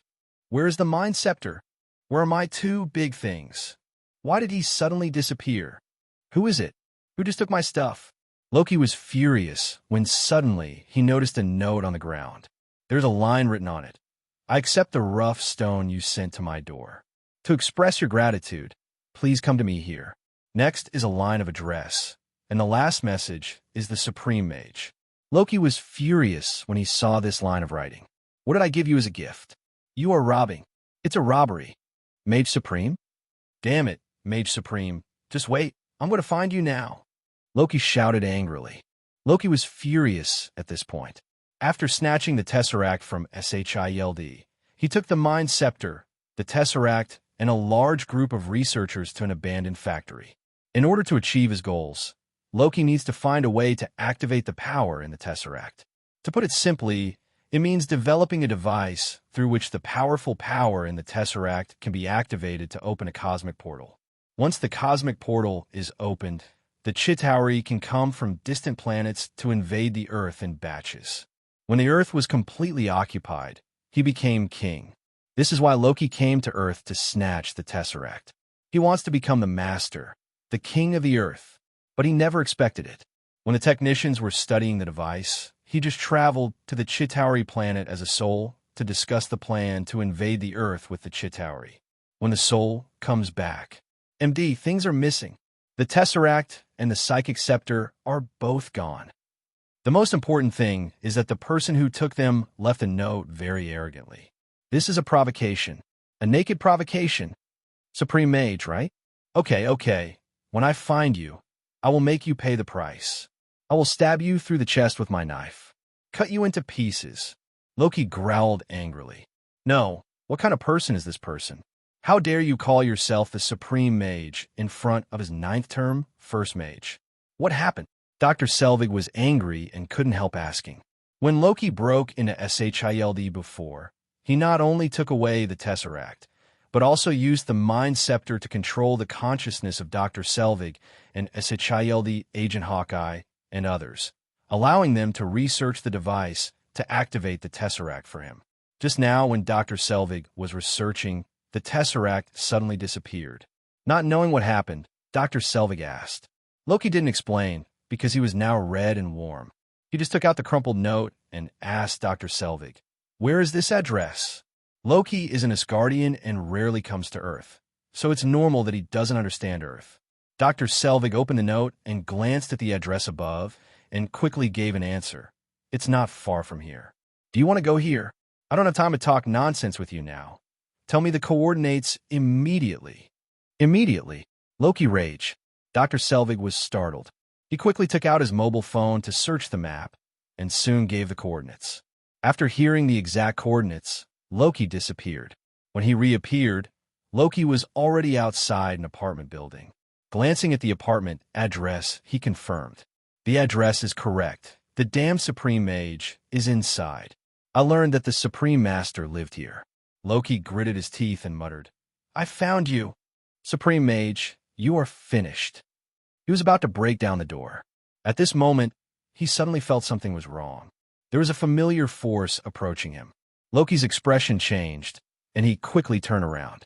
He found a bright thing, like a shooting star, heading towards him. That thing is... Snap! There was no precaution at all, and he didn't even wait for Loki to react. A hammer hit Loki without warning. At that point, Loki was face down. He fell straight to the ground. On his back lay a large hammer that gleamed in the dark. It was his brother Thor's hammer. Thor's hammer. Loki, is it so accurate? What the hell? Loki felt short of breath and vomited out a mouthful of old blood. He wanted to get up, but the weight of Thor's hammer on his back made it hard for him to breathe. "Thor!" he yelled. The next second, Thor appeared in front of him. "Oh, my brother, long time no see. I'm sorry to see you in this way. How are you now?" Thor showed a strong smile. Loki, he was almost able to kill that damn Mage Supreme with his own hands. But he never expected to die before leaving the army. Before he could even walk through the door, he was knocked down by Thor's hammer. At this time, Loki's anger level is full. "Thor, can you take that damn hammer back?" Loki yelled. Thor shook his head and said casually, "In order to prevent you from escaping, I think this is better." Shet. Loki, who was being suppressed, blushed angrily and couldn't help but curse. Seeing Loki so angry made Thor feel so happy. He really understands his younger brother. "I thought I would encounter some trouble when I came to look for him this time, but I didn't expect it to be solved so easily." Looking at Loki, who was unable to move, Thor asked, "Where's the Tesseract, Loki?" Loki became even more angry when he heard the words Tesseract. But it was also at this time that Loki calmed down. He knew exactly how to deal with his brother. This stupid big guy, he won't give in if he uses force. So in order to escape, Loki acted weak. "I'm also looking for the Tesseract," Loki said. "Also looking? Have you lost the Tesseract?"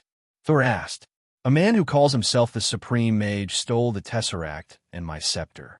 If he had come a little later, I would have found him," Loki said, with helplessness and anger in his tone. Although the expression on Loki's face was sincere at this time, Thor didn't believe his lies at all. "Do you think I would believe you, Loki?" Thor said. His younger brother is known as the god of trickery. Thor has deceived himself so many times since he was a child that he can tolerate some small things. But thinking about what Loki did to him when he was exiled to Earth by his father, Thor couldn't bear it at all. "Do you think I'll be fooled by you again? I even thought you were dead before, but I didn't expect that you are not only alive and well, but also present on the Earth," Thor said angrily. When Thor was exiled to Earth, he was deprived of all abilities by his father Odin. His good brother not only nearly caused his death on Earth, but also led the giants of Jotunheim to invade Asgard. Although his brother later joined him in taking down the giants of Jotunheim. But half of Asgard was destroyed as a result, and even the Rainbow Bridge was destroyed. In the end, Loki also fell off the broken Rainbow Bridge and disappeared without a trace. He once thought that Loki would die after falling from the Rainbow Bridge. Unexpectedly, Loki not only lived well, but also traveled to the Earth to make trouble. After his father Odin found out, he used great power to teleport him to Earth, just to let him bring back Loki and the Tesseract. Now Loki says that the Tesseract was snatched away by some Supreme Mage, have the Tesseract and the Psychic Scepter in hand. Loki, the ninth term #1 mage, couldn't defeat that Supreme Mage and had his things taken away. Having been lied to so many times, Thor now doesn't believe anything he says.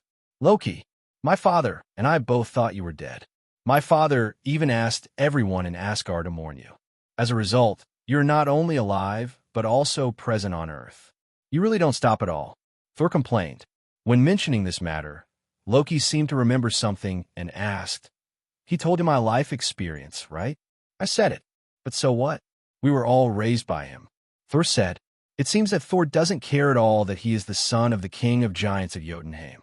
This is also true. Loki knew very well that his brother valued fraternity." Thinking of this, Loki played the emotional card. "I know, my brother. Just because we are brothers, I didn't lie to you. The Tesseract has really been taken away. You put the hammer away, and I will take you to find the Tesseract."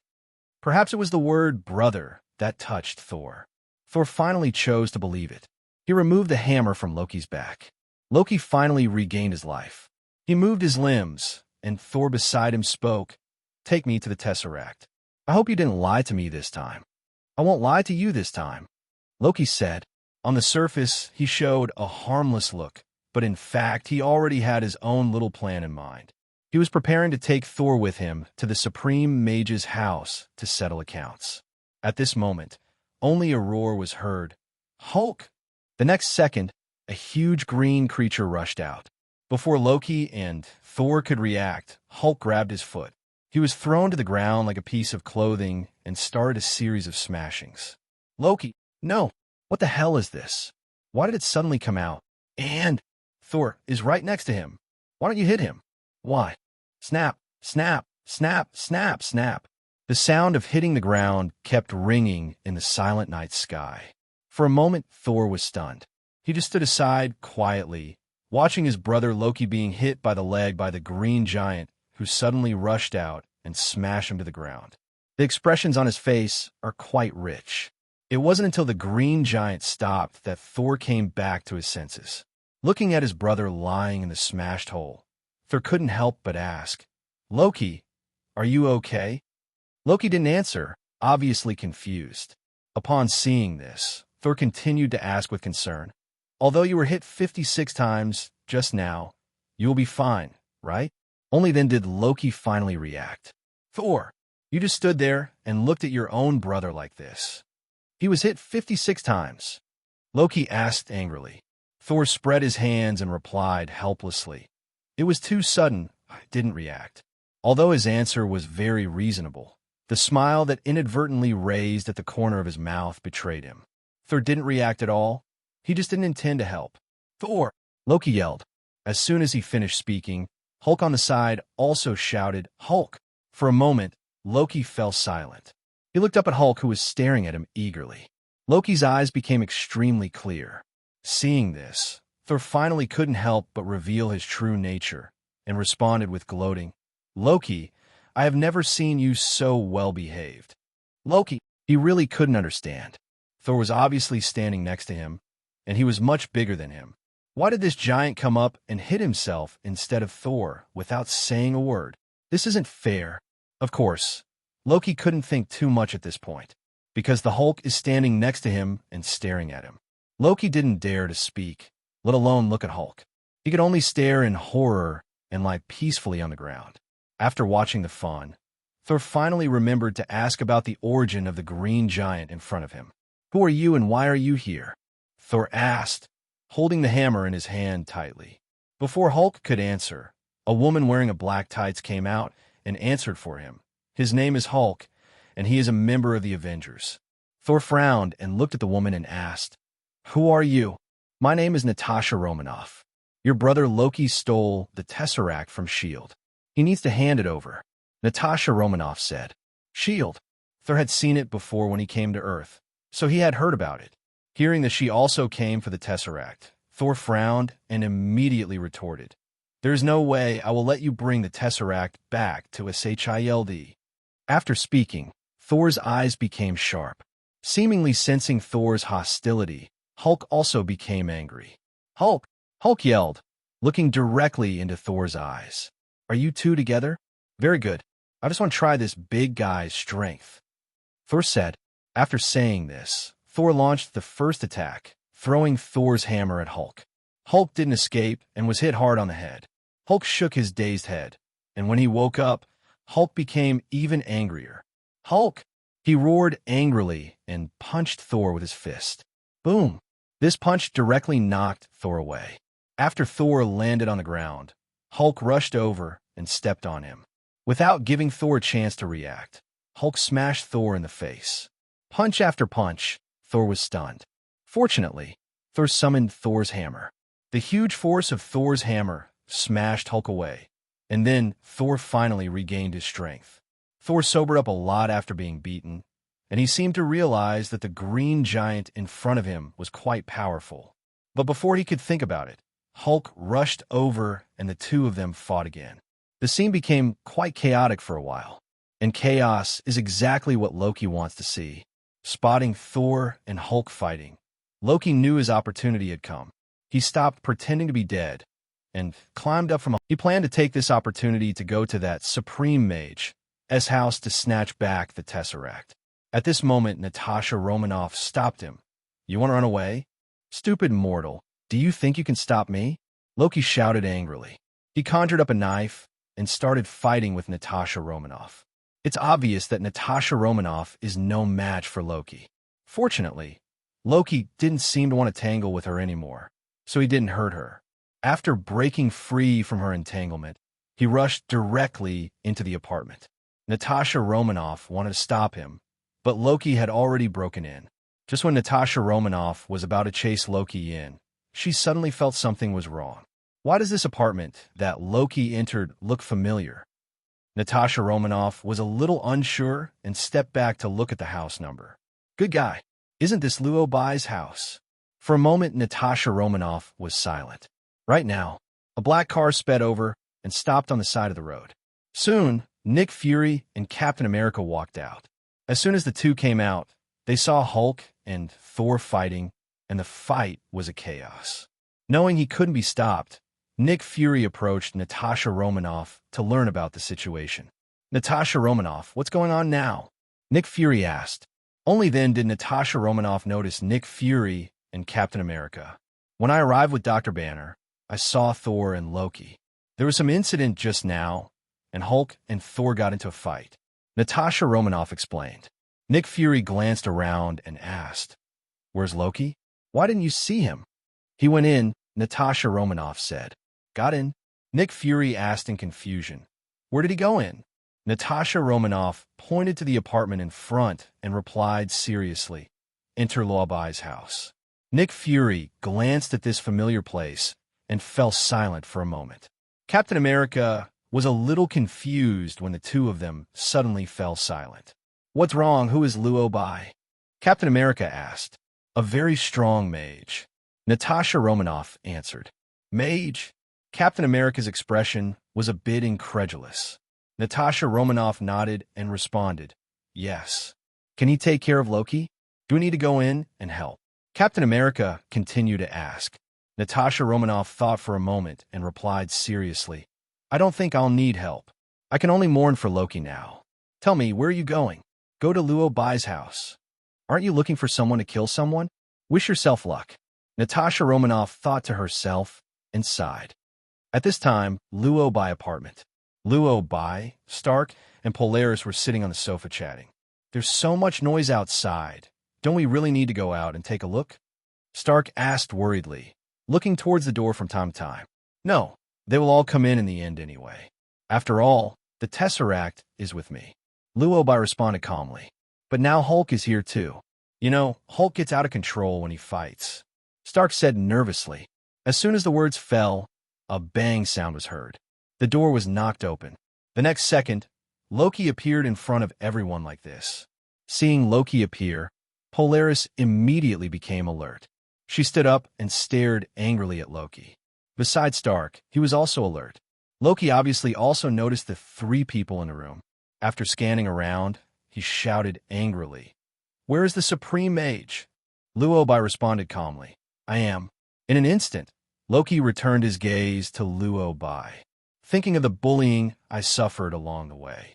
First, he was robbed of the Tesseract and the Mind Scepter. Then he was hit with a hammer by Thor on the way here. And then he was hit hard 56 times by Hulk. For a moment, all Loki's anger and grievances surged into his heart. "You are the Supreme Mage." Okay. Stupid mortal. How dare you challenge the god of Asgard? "I am. God, I must." Loki roared while conjuring two knives to attack Luo Bai fiercely. But before Loki could finish his words, he entered the portal in the next second, enjoying the free fall. Loki, ITM. Obviously, Loki didn't take the so-called Supreme Mage seriously at all at first. In his opinion, it is more than enough for him to single out a human mage.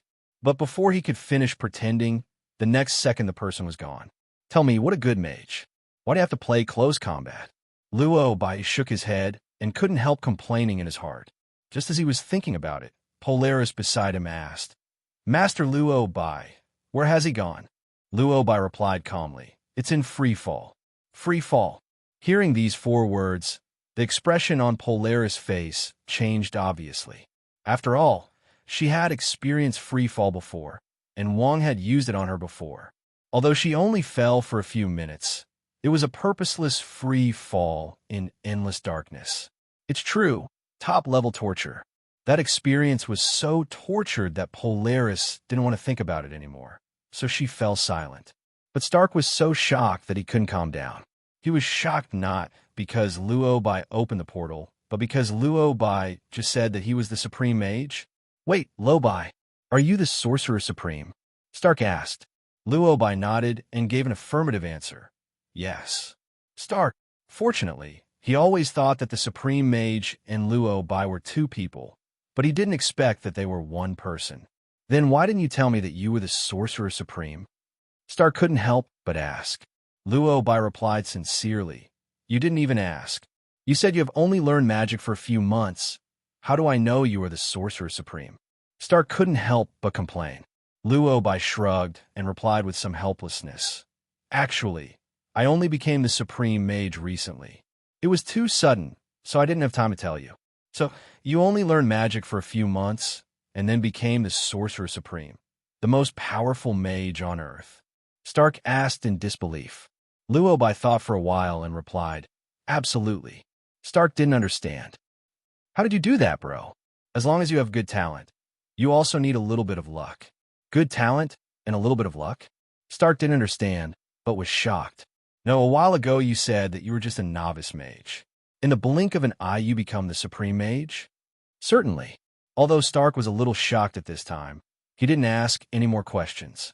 After all, he doesn't understand things in the wizarding world, and he is more worried about Thor and Hulk outside the door. "Okay, but the fight between Thor and Hulk is so big. Are you really afraid that they will destroy your house?" Stark asked. Luo Bai shook his head and replied, "I'm not worried at all. With his luck, even if Country M is in ruins, his family is probably still there." "Really? I don't know how long it took, but it finally became quiet outside. After a while, Nick Fury, Cap, Dr. Banner, and Natasha Romanoff walked in, along with Thor. Judging from their status at this time, it should be because they had a fight just now, and all the people reached a friendly peace consensus. Otherwise, how could Thor be so calm at this time? As soon as they entered the door, they saw Stark. Nick Fury was a little strange and couldn't help but ask, "Stark, why didn't you come out to help just now? You're also a member of the Avengers. Now that the Earth is in danger, you are hiding here in Luo Bai." Stark might feel better if he didn't speak, but now he not only spoke, but also came to question Stark. In an instant, Stark's anger surged up. "Help? Help for what? Help you get the Tesseract back, and then let you build weapons of mass destruction to endanger the safety of the Earth?" Stark said sarcastically. His words confused everyone. "Tony, I don't understand what you mean." Dr. Banner asked. Stark sneered and revealed everything he knew. "Do you know what Nick Fury is doing? He's using the Tesseract to create weapons of mass destruction on Earth. During the research process, Sachayeldi was unable to control the power of the Tesseract, which caused the Tesseract to send a signal to the universe. That's why Loki found the location of the Tesseract and came to Earth to cause chaos. The more Stark spoke, the more excited he became. Dr. Banner was shocked when he said this. He asked in disbelief, "Nick, is what Tony said true?"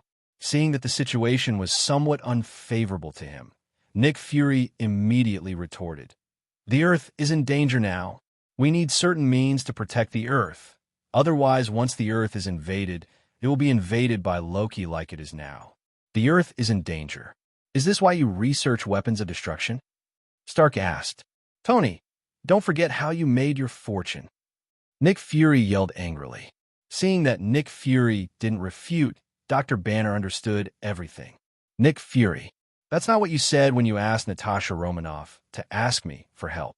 Dr. Banner said, "Just a few hours ago, Natasha Romanoff came over. She said that Loki had obtained the Tesseract and planned to rule the Earth, and that the Earth was now in danger."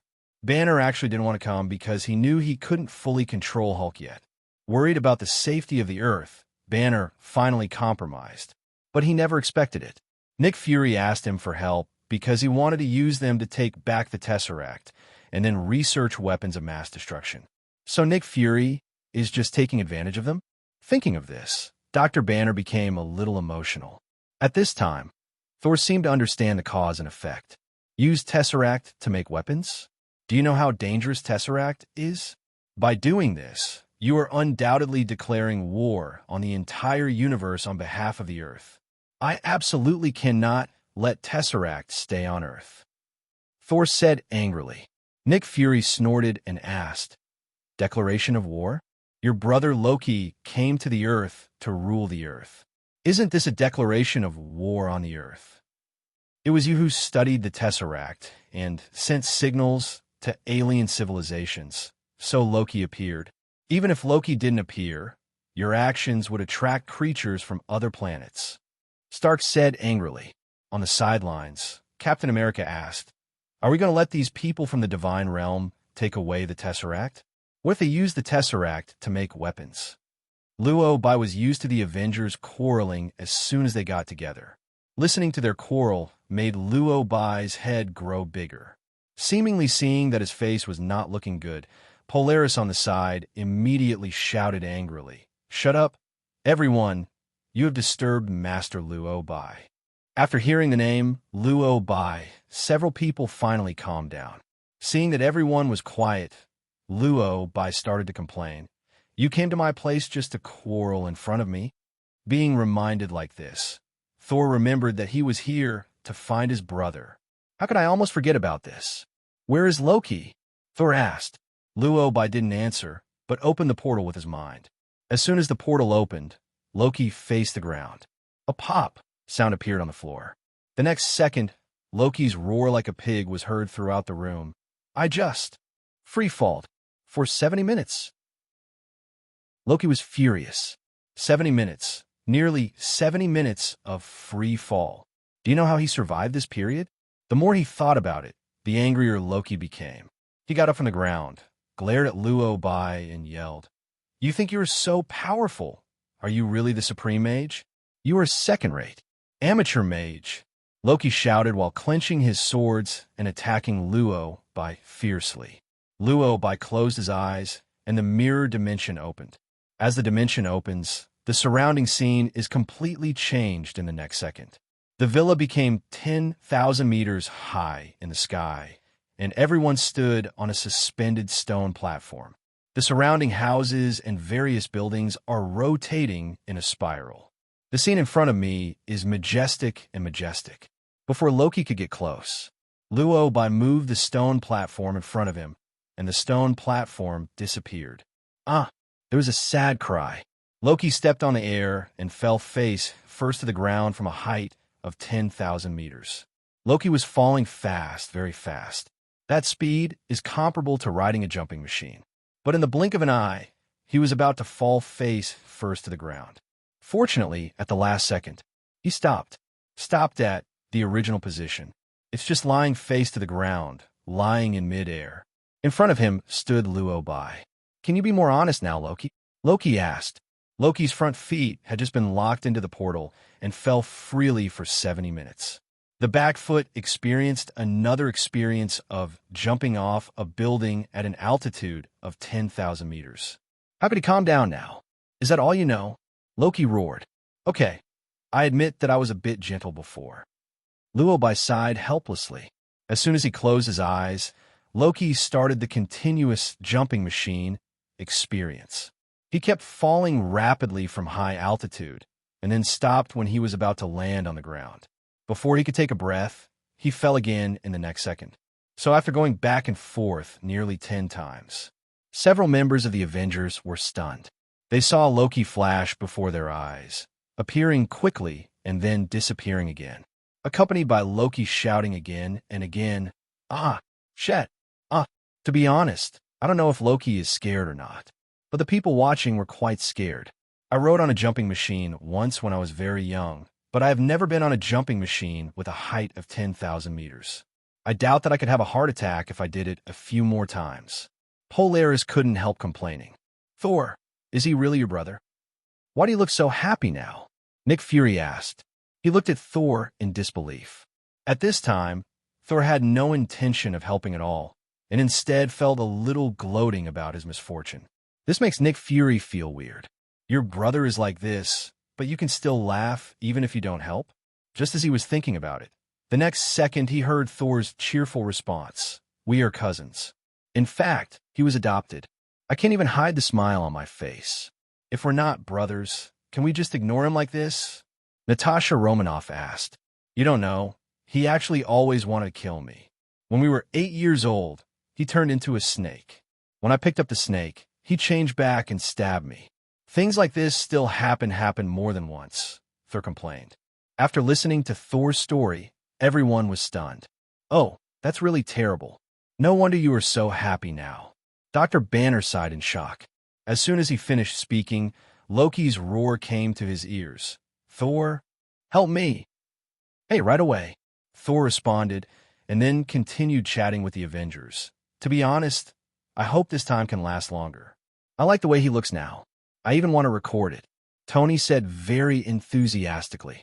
Do you need my help? I could take pictures with my suit. It would be great if it could, Thor said happily. Then he shouted to Loki, who was experiencing the jumping machine. Loki, smile. Loki, F.A.G. Thor knew that Luo Bai had no murderous intentions, and at most he was trying to scare Loki. So he didn't bother to care and enjoyed it. But small talk is small talk, and Thor is quite curious about Luo Bai at this time. He glanced at the mirror space around him, and finally set his sights on Luo Bai. Are there wizards on Earth now? Thor asked. The correct term is secret magician. Luo Bai corrected. Thor nodded and then asked, Okay, wizard. My brother Loki said before that his Tesseract was taken away by you, right? Yes. Luo Bai nodded. I came to you to get the Tesseract. You should know that it is dangerous to take things and leave them on the earth. I must bring him back to Asgard. Thor explained his purpose straight to the point. Luo Bai knew his purpose very well. So he said, Son of Odin, God of Thunder. Thor Odinson, I know your purpose, but you have to wait for the time being. After speaking, he looked at Nick Fury. Nick Fury, you're also here for the Tesseract, right? Luo Bai asked. Nick Fury was stunned. At this time, his eyes flickered a bit, and it was obvious that he was a little panicked.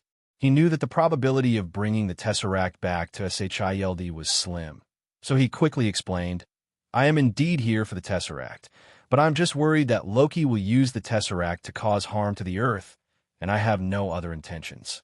Luo Bai smiled and then asked, Are you using Tesseract to create weapons of mass destruction against me?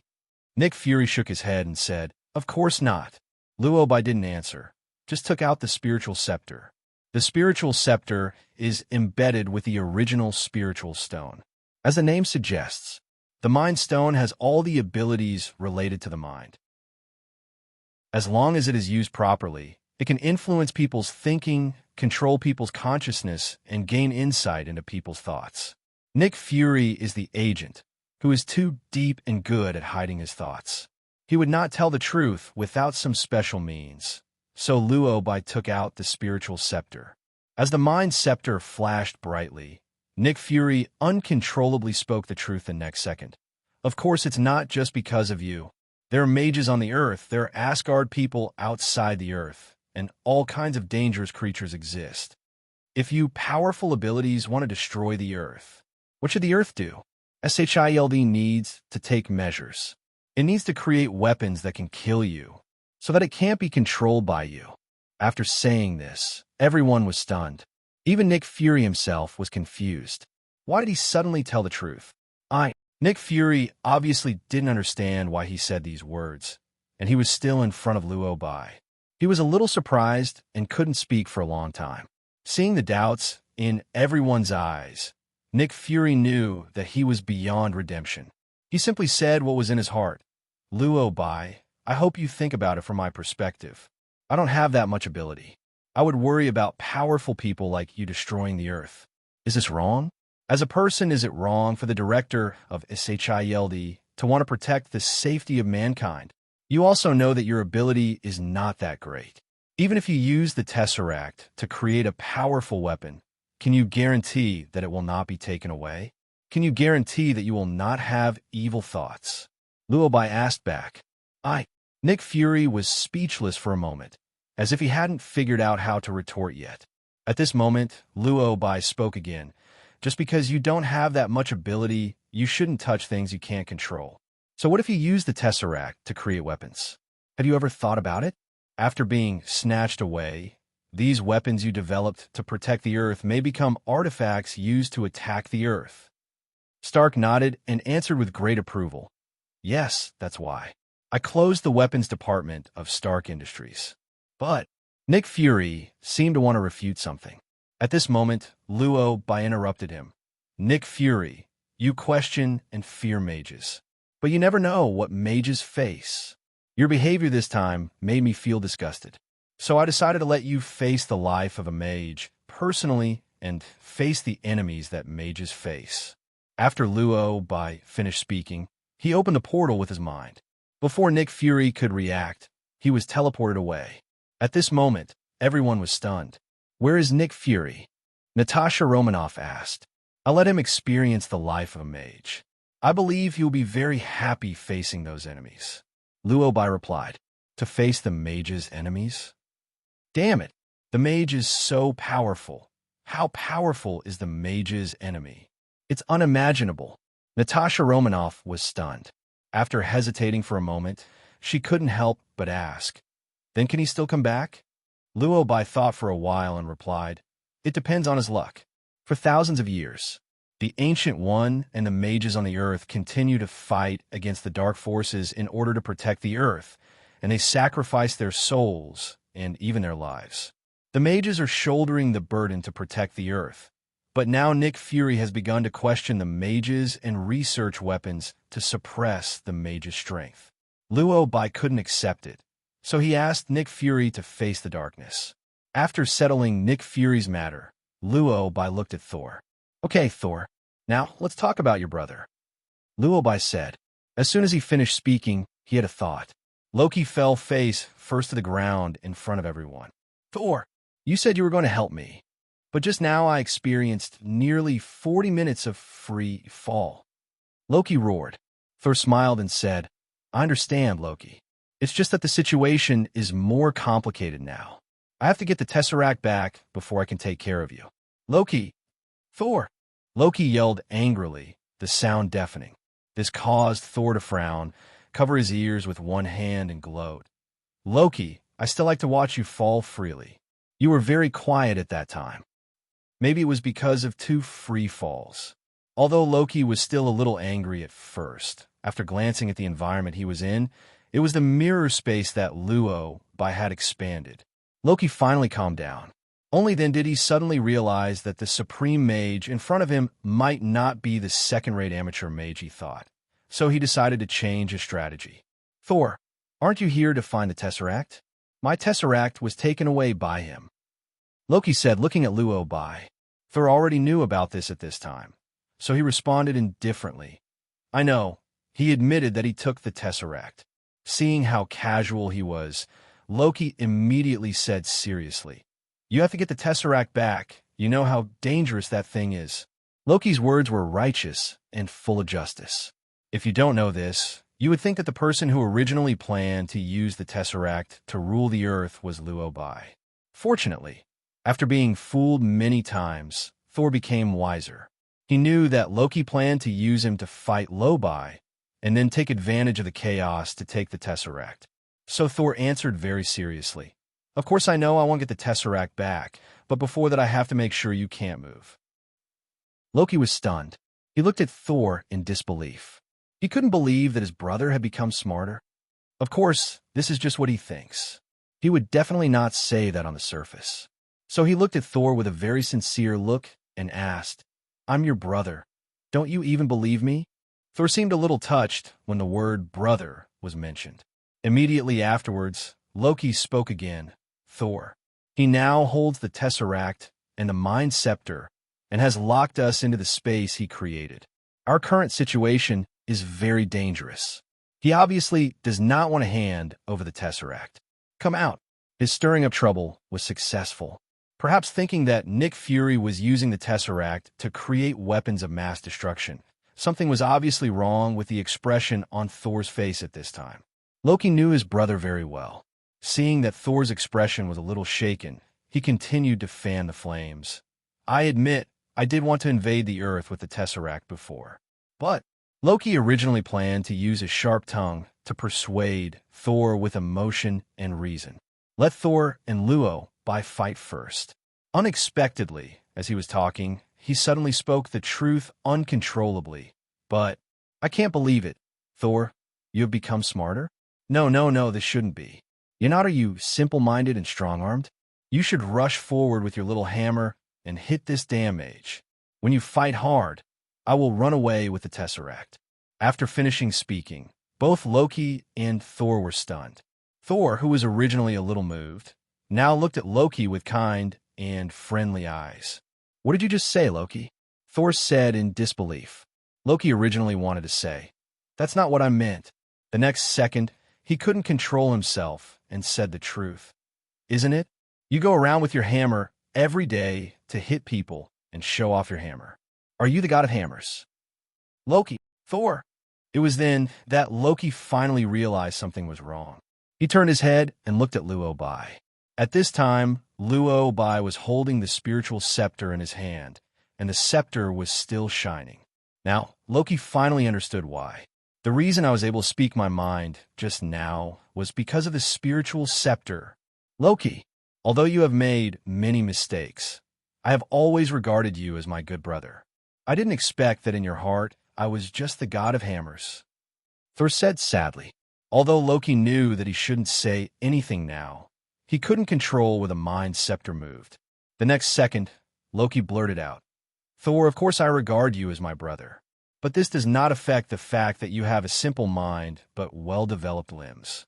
Loki, before Loki could quibble. The next second, Thor asked Luo Bai, "Is there a way to make him quieter?" Luo Bai nodded and responded, "Of course." Loki panicked and said quickly, No. Thor, we are brothers. You can't help outsiders." At this point, he realized something was wrong. He wants to run, but the next second, the levitating cloak rushed towards Loki. Before he could react, he was beaten by the levitating cloak and then tied up and kneeling on the ground. "I can't believe I got beat up by a tattered cloak," Loki said in disbelief.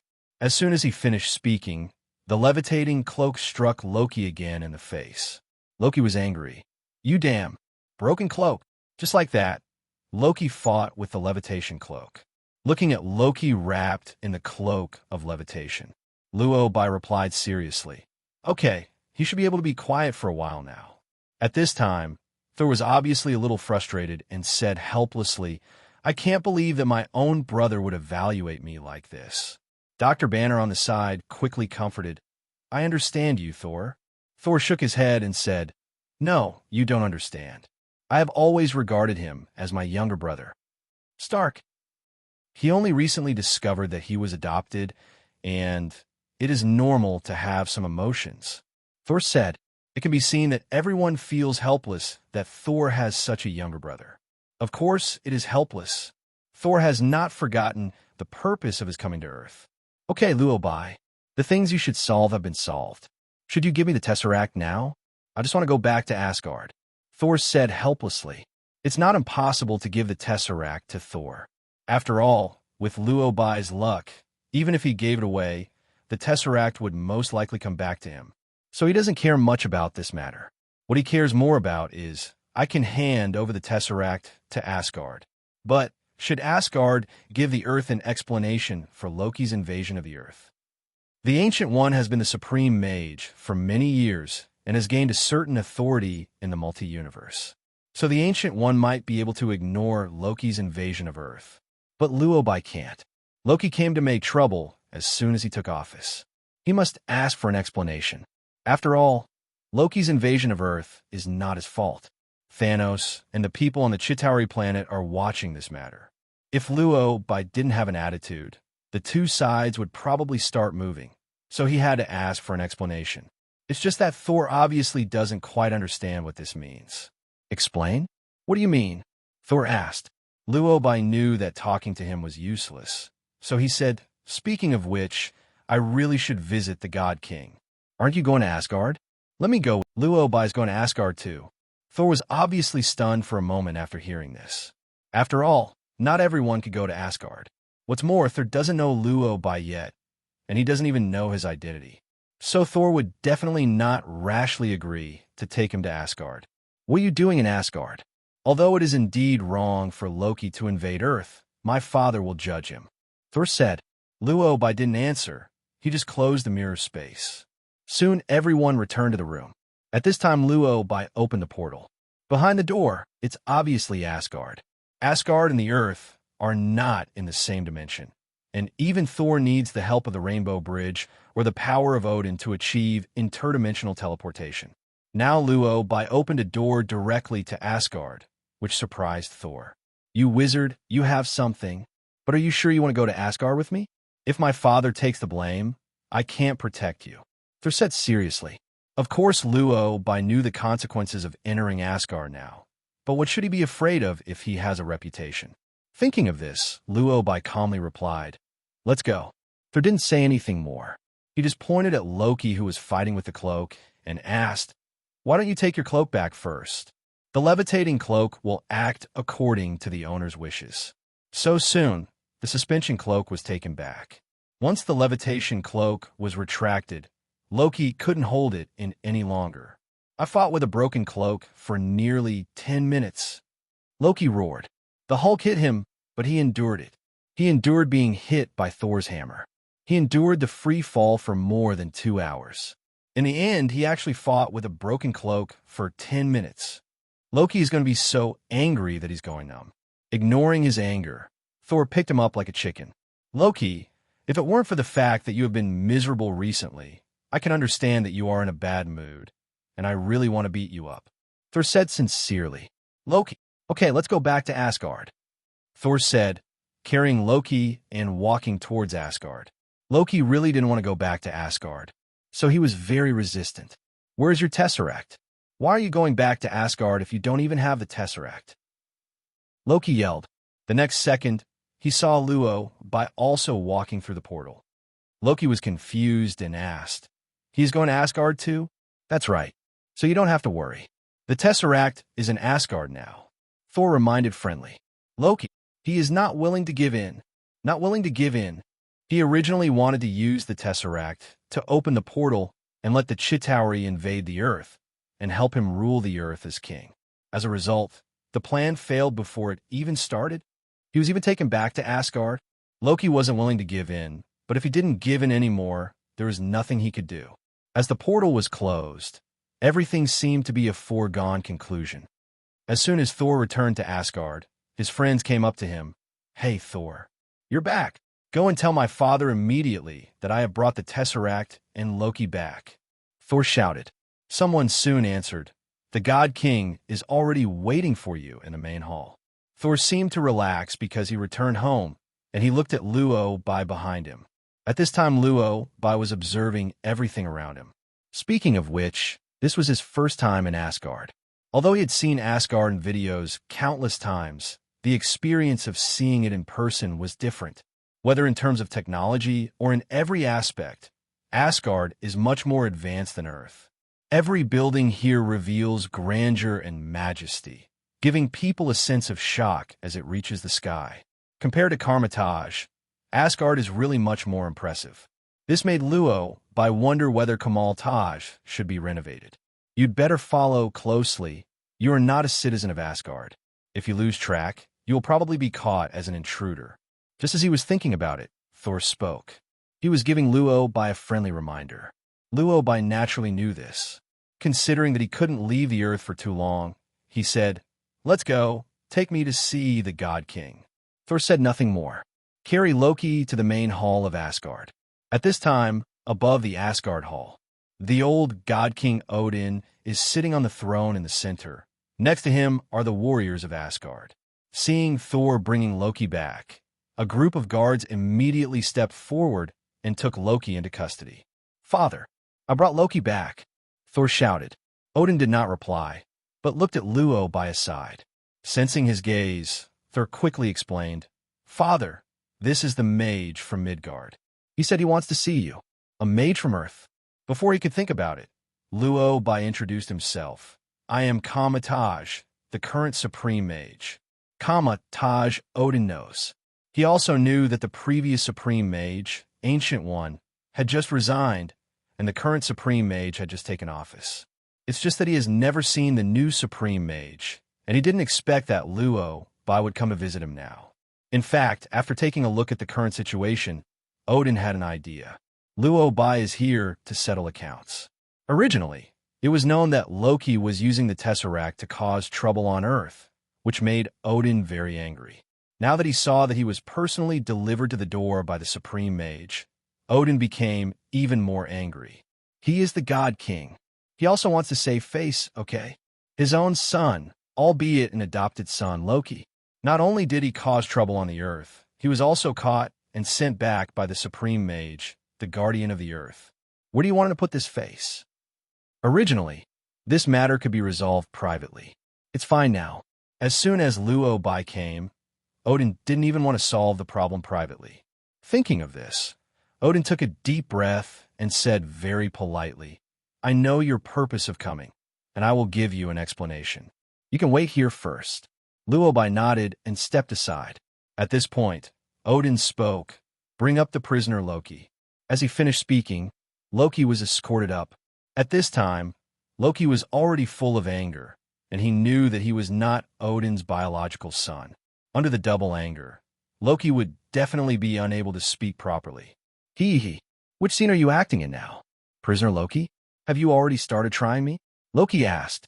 Odin took a deep breath and could still calmly ask, "Do you really not know how serious your sins are?" "Sin? Is it sinful for me to rule one of the 9 realms as a god? Didn't you do the same thing?" Loki asked. This is what Loki would say in private. Odin might not be so angry, but this is in the main hall, and the Supreme Mage is there. Odin was furious when these words came out, and he angrily shouted, "Loki, you are not a god. You are the son of the king of giants of Jotunheim." Loki immediately retorted, "Then you shouldn't have picked me back up in the first place." Odin angrily shouted, "I really shouldn't have done this. I should have just watched you die." Loki shrugged and said casually, "That's just right. I don't want to live now. I just want to die." Odin, treason. I have been a majestic god king all my life, but when I got old, I was totally disgraced by my own son. Really? Odin took a deep breath and almost died of anger. Seeing the unruly and arrogant Loki in the audience, Odin was so angry that he almost had a heart attack. In fact, Odin doted on his 2 sons. Although Loki has done many wrong things, as long as he can say a few good words, Odin will imprison him for a while at most. Unexpectedly, Loki would be very harsh at this moment, with dissatisfaction written all over his face.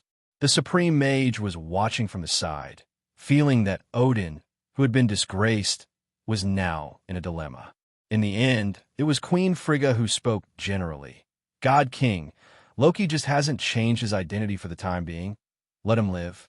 Thor also quickly begged for mercy. "Father, seeing that he hasn't caused any serious trouble yet, please forgive him. This finally gave Odin a step down. Loki, if the queen and your brother hadn't interceded for you, you would have been sentenced to death. Take the prisoner Loki to dungeon, and he will spend the rest of his life in dungeon. Odin handed down the punishment angrily. Although Loki said nothing, the sarcastic expression on his face said it all. He is not convinced, let alone unwilling. Hurry and take him down. I don't want to see him again. Odin yelled angrily. Although on the surface Odin pretended to hope that Loki would quickly enter the dungeon. But in fact, he was just afraid that if he waited a little longer, Loki would say something treacherous. Fortunately, these guards were fast enough and even dragged Loki away. At this moment, Odin finally breathed a sigh of relief. What a traitor. He is truly a traitor. The Supreme Mage is still watching from here. If you say a few nice words, you won't be imprisoned forever. I thought you were a little clever, unlike your upright brother Thor. Unexpectedly, both of them are the same guy. How stupid. Odin was a little helpless at this time. After sighing, he looked at Thor and asked, "Where is the Tesseract?" Thor quickly responded, "Father, the Tesseract is in Luo Bai's body." Luo Bai naturally understood the meaning. He didn't say much, he just took out the Tesseract. Odin gave him a look, and soon a guard came forward to take the Tesseract away and send it to Asgard's treasure house. After all the matters were dealt with, Odin then spoke and retreated from everyone. "You all should step aside first. I want to talk to the Supreme Mage alone." Everyone bowed and left, leaving only Odin and Luo Bai in the main hall. Although Odin is holding the eternal spear at this time and wearing golden armor, he is sitting majestically on the throne of God. But it is not difficult to see from his white hair and tired face that the former God King is old and his days are numbered. Also, according to the plot, Odin probably won't live much longer. He will pass away before Ragnarok arrives. This reminded Luo Bai of the Ancient One. The rulers of the old era are slowly getting old or leaving, and the heroes of the new era are appearing one by one. Luo Bai, Kamarage's new Supreme Mage. I have long heard about the departure of Ancient One, and I also know about your existence. I just never had the chance to meet you in person. I didn't expect you to come here in person today. I was just thinking about it. Odin suddenly spoke. At this time, Odin's tone of voice sounded like that of an elder. Yes, after all, he is the apprentice of the Ancient One. In terms of seniority, Odin is almost the same as the Ancient One, so he can be considered the elder. Thinking of this, Luo Bai responded politely. I didn't want to disturb the God King, but I have to come today. I understand. Loki almost caused a catastrophe by using the Tesseract. Although he is not my biological son, he was raised by me. Now that he has made a mistake, it is also my dereliction of duty. Now that I have punished Loki, I believe that this kind of thing will happen in the future. It won't happen again. Odin said calmly. He also knew that what happened this time was that Asgard was at fault first. Plus Luo Bai came from Kamarage and was the supreme mage of the earth. For Ancient One's sake, his attitude was already very polite. Not only did he proactively admit his mistake, he also assured Luo Bai that such a thing would never happen in the future. If other people had heard this, they might have left obediently. After all, Odin is the God King and rules the order of the 9 realms, including the earth. He is like a king, and other countries in the 9 realms basically bow to him. But the earth is an exception, and Kamarage is an exception among exceptions. The Sorcerer Supreme doesn't have to listen to Odin. Thinking of this, Luo Bai responded with a smile. It can be seen that you, the God King, love Loki very much. If other Asgard people do this, it should not be as simple as being thrown into dungeon. Odin was stunned. After a moment, he frowned and asked, Are you questioning my decision? Luo Bai was not in a hurry and responded with a smile. Loki united with the Chitauri army and used the Tesseract to invade the Earth. If I hadn't stopped the planet war, it would have started on the Earth. Kamarage's attitude towards the Earth invaders must be amazing. The king knows that I'm sending Loki and the Tesseract back now, because I believe that the God King can make a just decision. In fact, I could have handled this matter myself and dealt with Loki as an alien invader. This statement is too threatening. That made Odin angry. He held the eternal spear tightly, slammed it on the ground, and shouted angrily, "Luo Bai, do you know that the person standing in front of you is the father of the gods and the king of the gods?" The moment he finished speaking, a strong pressure rushed towards Luo Bai. This is the energy emitted by the eternal spear, which is combined with Odin's divine power. He was trying to intimidate Luo Bai. But Luo Bai didn't panic at all. His face darkened, and he said seriously, "But I am the supreme mage, and it is my duty to protect the earth." The next second, huge amounts of energy burst out from Luo Bai's body. The collision of this energy with the energy burst out from the eternal spear immediately caused huge amounts of shock, and the entire temple could not help but tremble. At this moment, Odin noticed something was wrong. Although he doesn't care much about Kamarage and the affairs of the mage world, he still knows about some of the more powerful mage in the mage world. For example, Ancient One, Merlin, Agamotto, etc. are all famous big shots in the wizarding world. As for Luo Bai, he had indeed never heard of this person before. "I only heard about the appearance of this mage when the Supreme Mage was replaced, and he was the successor appointed by the Ancient One. Originally, Odin thought that a mage who suddenly appeared like this would be at most about the same strength as his son Thor. But that moment just now made Odin completely confused. Luo Bai's strength could defeat 10 Thors. No, Ancient One, where did she find such a genius? As a human being, it looks like the file size of a human just coming of age. He actually has such strong strength. His magic talent is incredible. The most important thing is that this guy has a stable mentality. In the face of his pressure, he was neither humble nor overbearing, nor impatient. Although he may still have some youthful recklessness, he is much better than his 2 sons. No, this is unfair. Why are his 2 sons more reckless and more troublemaking than the other? A random heir the Ancient One found could be so good. After all, I am a god king. My genes are not better than human genes. Me. Thinking of this, Odin became even more angry. To be honest, my head is getting big when I think about my 2 sons, Odin. Especially after seeing Luo Bai, his head became even bigger. After all, his 2 sons have lived for such a long time. So why don't they understand how to write the word steady at all? One of them goes around with a hammer to bluff people every day and will stop eating without a hammer. A man who stares at the throne every day and always wants to prove his strength is okay, so he stabs his brother. Ouch, my heart hurts. I'm so angry, my head is buzzing. Taking a deep breath, Odin finally calmed down. He looked at Luo Bai again. To be honest, if Luo Bai had the temper he had when he was young, he would have taken action as soon as he said the first thing he said. He is the God King, to be questioned by such a junior. But there is no way. He is too old now. In addition, Ragnarok will come in a few years. If he touches Luo Bai now, it will be equivalent to making enemies with the wizard world. He is a dying person who will be gone soon, and then it will be Thor who faces the wizarding world. Thor still needs to grow, and with his strength he will not be able to fight against the wizarding world in a few years. Besides, it was Loki's fault in the first place, and he still kept an open mind towards Loki. Odin had to serve his old age. At this moment, he can no longer be as impulsive as when he was young. He must leave a way out for Thor. Thinking of this, Odin said helplessly, "Loki is not bad by nature.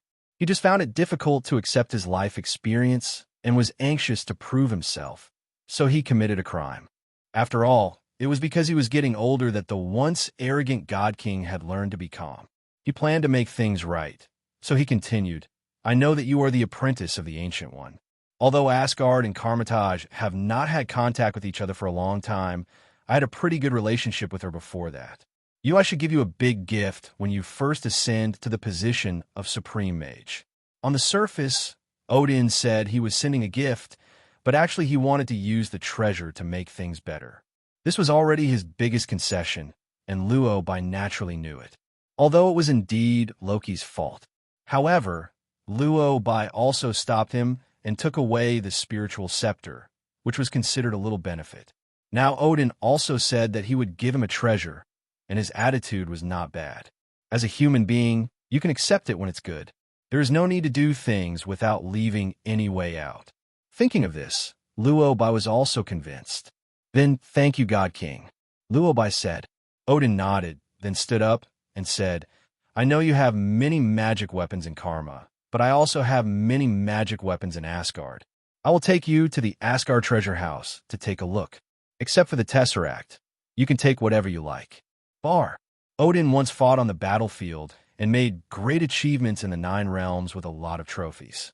There were so many trophies that he could hardly remember them all, so that now he had no idea what to give to Luo Bai. Simply let him choose. But for Luo Bai, there really weren't many things he wanted besides the Tesseract. Mainly because the treasures Luo Bai has now are too powerful. Not to mention there are a lot of treasures in Kamarage. He himself also has the Eye of Agamotto, the Time Stone, and the Mind Scepter. Among Asgard's treasures, there aren't many that could defeat these 3 things. This gave Luo Bai a headache. What are you standing there for? Seeing that he never responded or followed him, Odin couldn't help but ask. He paused the eternal spear on the ground, as if to remind Luo Bai.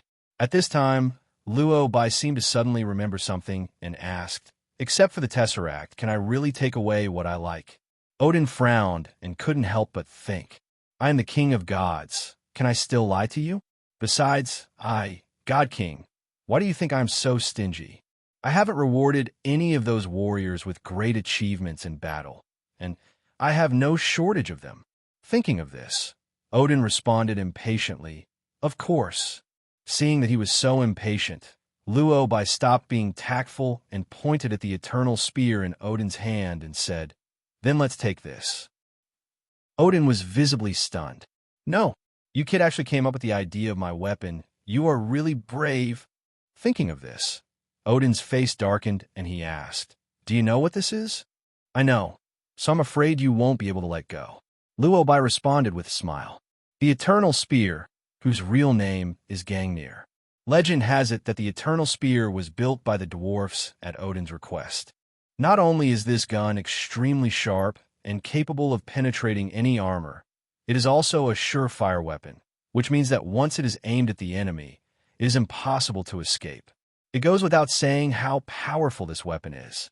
The fact that Odin was able to take it to conquer the 9 realms proved its strength. Although the eternal spear did not appear much in the original plot, it does not mean that it is not strong. It's just that Odin is no longer as good at fighting as he used to be, so the eternal spear stays with Odin until he grows old. It was precisely because he knew this was Odin's weapon that Luo Bai hesitated at that time. But he wouldn't let Luo Bai take away the Tesseract. Apart from the eternal spear, there was nothing else Luo Bai could like. But looking at Odin's expression, it was clear that he was unwilling. Thinking of this, Luo Bai smiled and said, I know this is your weapon, God King. I thought that since it can be favored by you, it must be good, so I took a fancy to it. Although Luo Bai was a little bolder, his words did sound nice. His words highlighted Odin's strength. It's much better than his 2 sons who only hate him. After all, Odin also wants to save face, and he is happy if he says a few nice words. Smiling, he spoke slowly. You have a good sense. It is indeed an artifact. It's just that this gun has been with me for a long time, and you can't take it away. The meaning of his words was obvious. The eternal spear has been an extremely powerful weapon since its birth. The tip of the gun is engraved with runes, and the handle is made of branches of the world tree. Coupled with the power given to Odin on it, the gun becomes self-aware. Since he has self-awareness, it proves that he owns the gun, just like most magic weapons in the universe.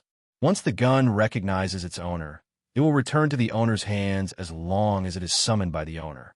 Most people cannot take it away at all.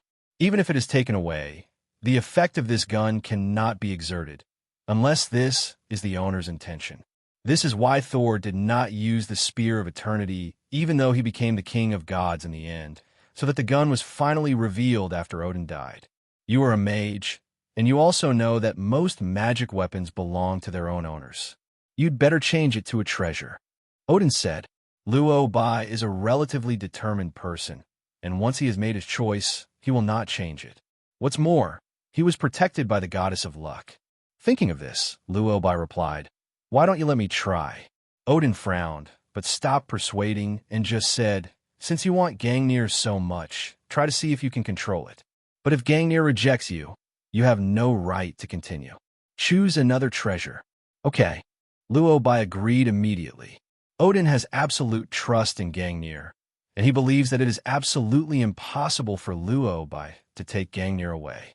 In fact, when Odin knew that his time was short, he also intended to give this gun to his two sons. Just wanted to see if they could get Gungnir's approval. But even Gungnir didn't recognize his son with his powerful bloodline and genes. A supreme mage, even the Asgard bloodline, is not worthy of Gungnir. Seeing him agreeing so readily, Odin couldn't help but feel a little happy in his heart. I thought I would have to spend a treasure to send Luo Bai away today, but I didn't expect that this guy would actually take a fancy to Gungnir. Now it's better. I can let Luo Bai leave on his own without spending any treasures. It's simply not too perfect. So young people, it's better not to be too arrogant. There are many things you can't control. Thinking of this, Odin handed over the eternal spear and said, "The Ancient One's vision is indeed very good. You are indeed a born mage, but you're still too young after all. There are many things you." For the sake of Ancient One, he originally wanted to persuade Luo Bai as an elder to give him some advice and help him grow. Unexpectedly, before he finished speaking, Luo Bai took the eternal spear. Then the gun of the eternal spear lit up with a golden light. Odin fell silent. Etc. Recognize? Acknowledge it? No. Recognize it? Why? Odin was stunned. Gungnir, you have gone too far. Too much. This is really too much. Gungnir, you didn't even look at my two older sons, but now you're interested in the supreme mage of Kamarage. In the past, we fought together in the 9 realms and fought side by side. Now you see that I will find a new owner when I get old, right? For a moment, Odin was confused. One of his eyes dilated rapidly, and he could clearly feel that Odin was very angry, with disbelief written all over his face. Although Gungnir is a weapon, he is also a comrade who has fought alongside him for thousands of years. Such a deep relationship, you can just leave? At this time, Odin's expression turned horribly pale. Seeing his anger, Luo Bai knew that it was not appropriate to stay here for a long time. Before he could recover, Luo Bai immediately said, "It seems that I can still control this gun. In that case, I will take this treasure. Thank you, God King." After Luo Bai set a portal, he left, leaving him standing alone in the temple in a mess. After a moment, Odin seemed to remember something and shouted unwillingly, "Gungnir." No response. He shouted again, "Gungnir." Still no response. Very good. So Gungnir really disliked him for being old and ran away with him like this. Odin was silent, although he was really reluctant. As he said, the magical weapons all recognize their owners. The more powerful the magic weapon, the stronger the sense of autonomy. Gungnir recognized Luo Bai, which proved that it was not Luo Bai who wanted to leave it, but Gungnir chose Luo Bai. Odin was very angry at this time, but he had no other choice. Once a magic weapon recognizes its owner, do you still expect it to listen to you? It's just that Odin is still a little unwilling. He slowly walked to the throne and sat down, looking at the majestic temple in front of him and thinking of his youth. At that time, he was holding the eternal spear and riding the battle horse Repnir. Every country he went to surrendered. Looking at myself now, my bravery is no longer there. It is said that the Protoss of Asgard become more powerful as they get older in terms of strength. He should be much more powerful now than he was when he was young. But no matter how powerful he is, he can't prevent the arrival of Ragnarok and his own dying fate. If there hadn't been this damn Ragnarok, how could he be so depressed now? And it's all the fault of those gods who sit in the shadows. That's all. I can't blame anyone for all this. Gungnir's departure is inevitable. It was made from the branches of the world tree. Yggdrasil must also know the fate of Asgard, so Gungnir needs to find a new master. Odin thought to himself, although he was in a very sad mood at this time. He seemed to have not recovered yet. But now he has no more time to think, because he senses something is wrong. Something seems to have happened to Asgard. Loki ran away. God King, something big has happened. The prisoner Loki has escaped. Just as he was thinking about it, a guard shouted and rushed into the temple. Before Odin could speak, the guard reported, God King, the prisoner Loki has escaped. Just now, we escorted Loki back to dungeon and found out that it was just a duplication of his. He himself is now missing. As soon as the guard finished reporting, another guard ran over and said hurriedly, God King, it's not good. Loki attacked the team escorting the Tesseract. By the time the god of thunder arrived, Loki had already used the Tesseract to open the portal and ran away. I thought Odin would give instructions immediately, but unexpectedly Odin was silent at this time. He sat on the throne and muttered, It shouldn't be, it shouldn't be. These people may not understand what he is mumbling, but Odin himself knows it very well. In fact, with Odin's current ability, he can completely observe every corner and every detail of Asgard. The moment Loki escapes, he can sense it and take action. But because Odin was distracted after Gungnir left, this gave Loki the opportunity to cause trouble. But that's not the point. The key is that Odin, who drank the fountain of wisdom and sacrificed one of his eyes, gained the ability to predict the future. Although his ability to predict the future is not as powerful as that contained in the Time Stone, he can directly see the future. But he can also foresee the occurrence of a certain major event, and Twilight of the Gods is the future he foresaw. But Luo Bai's appearance was suddenly not in his prediction, and the Tesseract should stay in Asgard. But Loki took the Tesseract away from Asgard again? What? Odin couldn't understand, but now he didn't have time to think too much. You must know that just now he used Gungnir to send away Luo Bai, but at this time Loki actually took the Tesseract and wanted to cause chaos on the earth. Odin wouldn't dare think about it if Luo Bai caught him again. Can you still keep the treasures in your own treasure house? Quickly, let Thor go to the earth again. Be sure to find Loki before Luo Bai. Odin roared immediately. At this time, Kamarage, Loki and Luo Bai were staring at each other with big eyes and small eyes. I don't know how long it took before Luo Bai took the lead to say hello in a friendly manner. Hi. Loki roared. Why is it you again? Now everyone in Loki is in bad shape. To be honest, Loki was very reluctant. He was almost able to open the portal with the Tesseract, lead the Chitauri army to invade the Earth, and become king. But he didn't expect that a supreme mage would be killed on the way, and he would be captured directly back to Asgard. Loki was unwilling to give in, so he snatched away the Tesseract and planned to continue his plan. While evading Asgard's pursuit, he panicked and used the Tesseract to open the portal. He had only one idea in his mind at that time, and that was to go to Earth. But he never expected that as soon as the portal opened, he would appear in front of Luo Bai. Not only did he not expect it, but even Luo Bai didn't expect it. Not long after he returned from Asgard, Loki came again. But looking at Loki appearing in front of him and the Tesseract in his hand, Luo Bai suddenly realized something. Are you here to give me the Tesseract? Luo Bai asked. Loki. No. Look at my surprised look. Like I'm here to give you a Tesseract? But before he could refute, Luo Bai spoke again. Actually, you don't have to go to the trouble of going there in person. Loki realized something was wrong, took the Tesseract, and wanted to teleport to the next place quickly. Luo Bai had obviously noticed his actions. Before he could react, a portal sent him away. Then, Tesseract was left alone. By the time Loki came to his senses, others had already arrived at the Asgard temple. At this time, his father, Odin, was sitting in front of him. Loki! Odin roared. Loki! Me! No, I found out. So I just gave him the tools for the rough stone? Looking at the familiar temple, Odin sitting on the throne and Thor standing aside. Suddenly something dawned on Loki. You must not believe it. When I went to Earth with the Tesseract, I met Luo Bai again. As soon as I opened the door, I saw the damn Master Supreme. He said, Hey, you're here to give the Tesseract, right? Then he took it away and my Tesseract also sent me back to Asgard. Loki shrugged and spoke helplessly. At this moment, Loki's face didn't look as rebellious as when he first appeared in the temple, but looked more helpless. Thor on the side was obviously still a little unresponsive and asked with a confused look, So you gave the Tesseract to Luo Bai? It's not a gift, okay?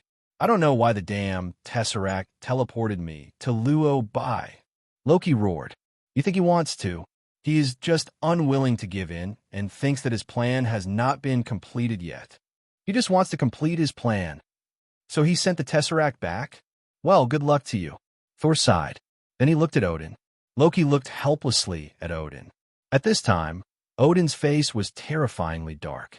He didn't say a word and sat on the throne. It could be seen that Odin is really angry at this moment.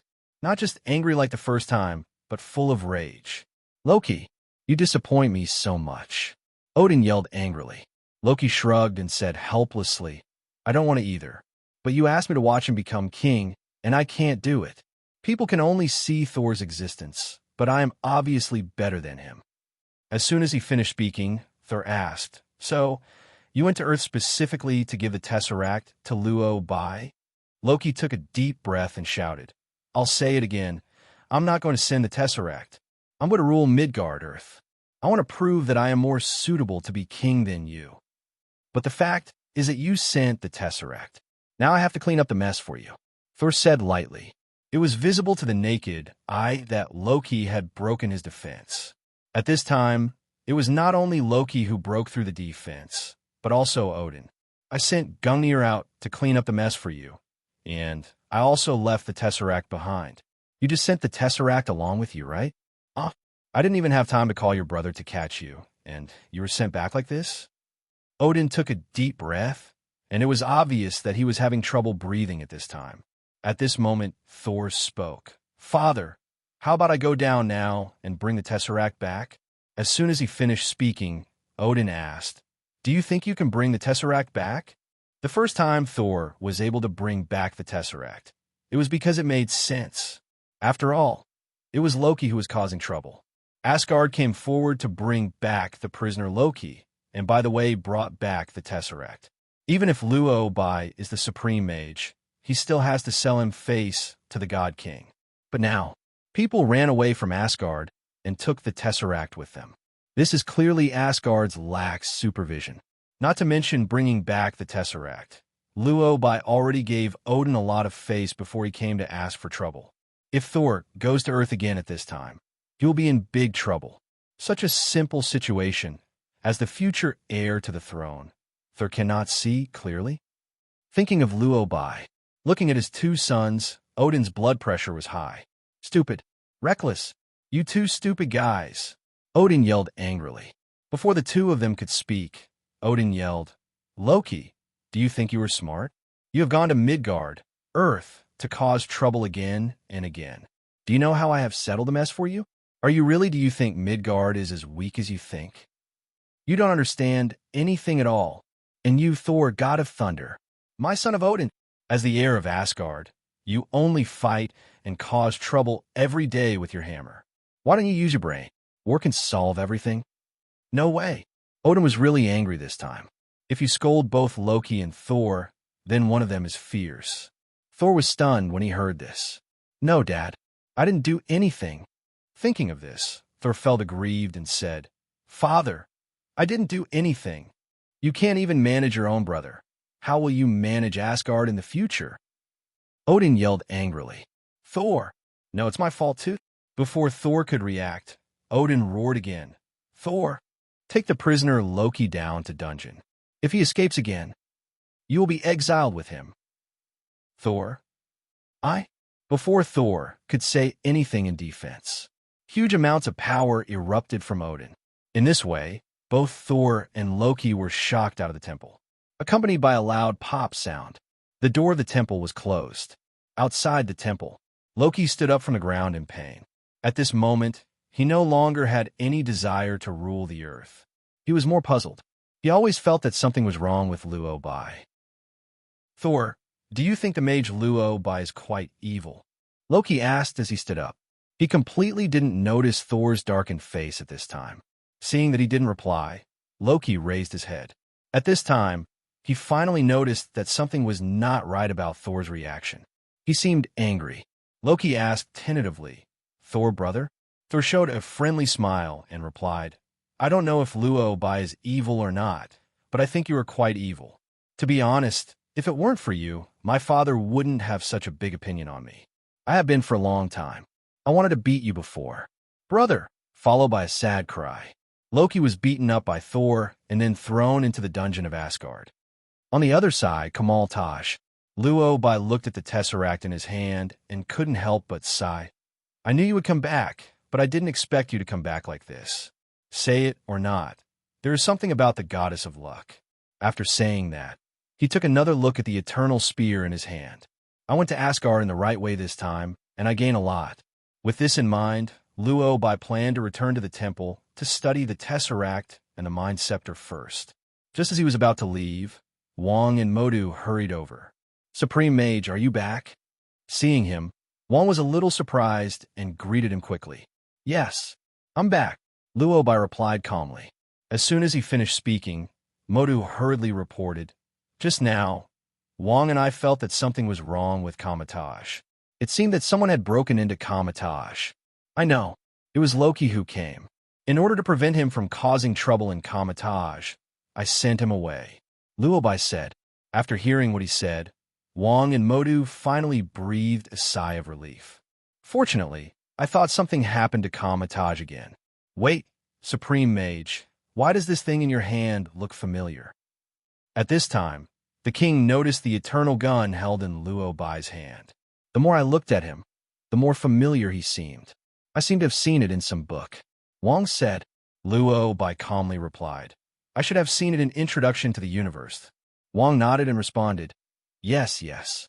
I didn't expect the Supreme Mage to remember it too. You must have read a lot of books. Luo Bai nodded and replied, Absolutely. I read it when I have nothing to do. I have read almost all the books in the library. Wong smiled and asked curiously, What is the name of this thing? I can't remember it at the moment. It is the Eternal Spear Gungnir, Luo Bai said. The next second, both Wong and Modu were stunned. What the hell? Gungnir? Gungnir? Spear of Eternity? Isn't that the weapon of God, King Odin? Wong said in surprise. Luo Bai nodded in response. Yes. Wong, how come it's in your hands? Luo Bai answered truthfully. It was a gift from the King of Gods. Deliver? Sent? The God King gave you his weapon? No. What's the relationship between you two? Odin has used the Eternal Spear for many years. In the eyes of outsiders, the Eternal Spear represents the supreme divine power. Odin did not leave such an important weapon to the future heir to the throne of Asgard, but gave it to Luo Bai. No, is this reasonable? With his outspoken nature, Wong couldn't help but complain. Why did Odin give this to you? Shouldn't it be left to his son? Luo Bai shrugged and responded with a smile. There's no way. This kind of artifact has recognized its owner. You name it, it's a coincidence or not, it recognized me. King, Mordo. The expressions on their faces were wonderful.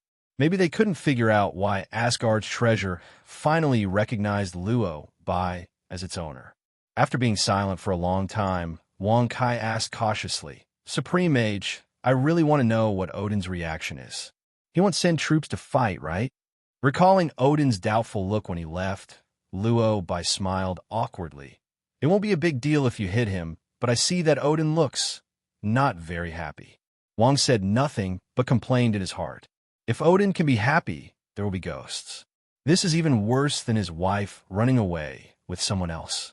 After thousands of years of specialized martial arts, he left as soon as he said so.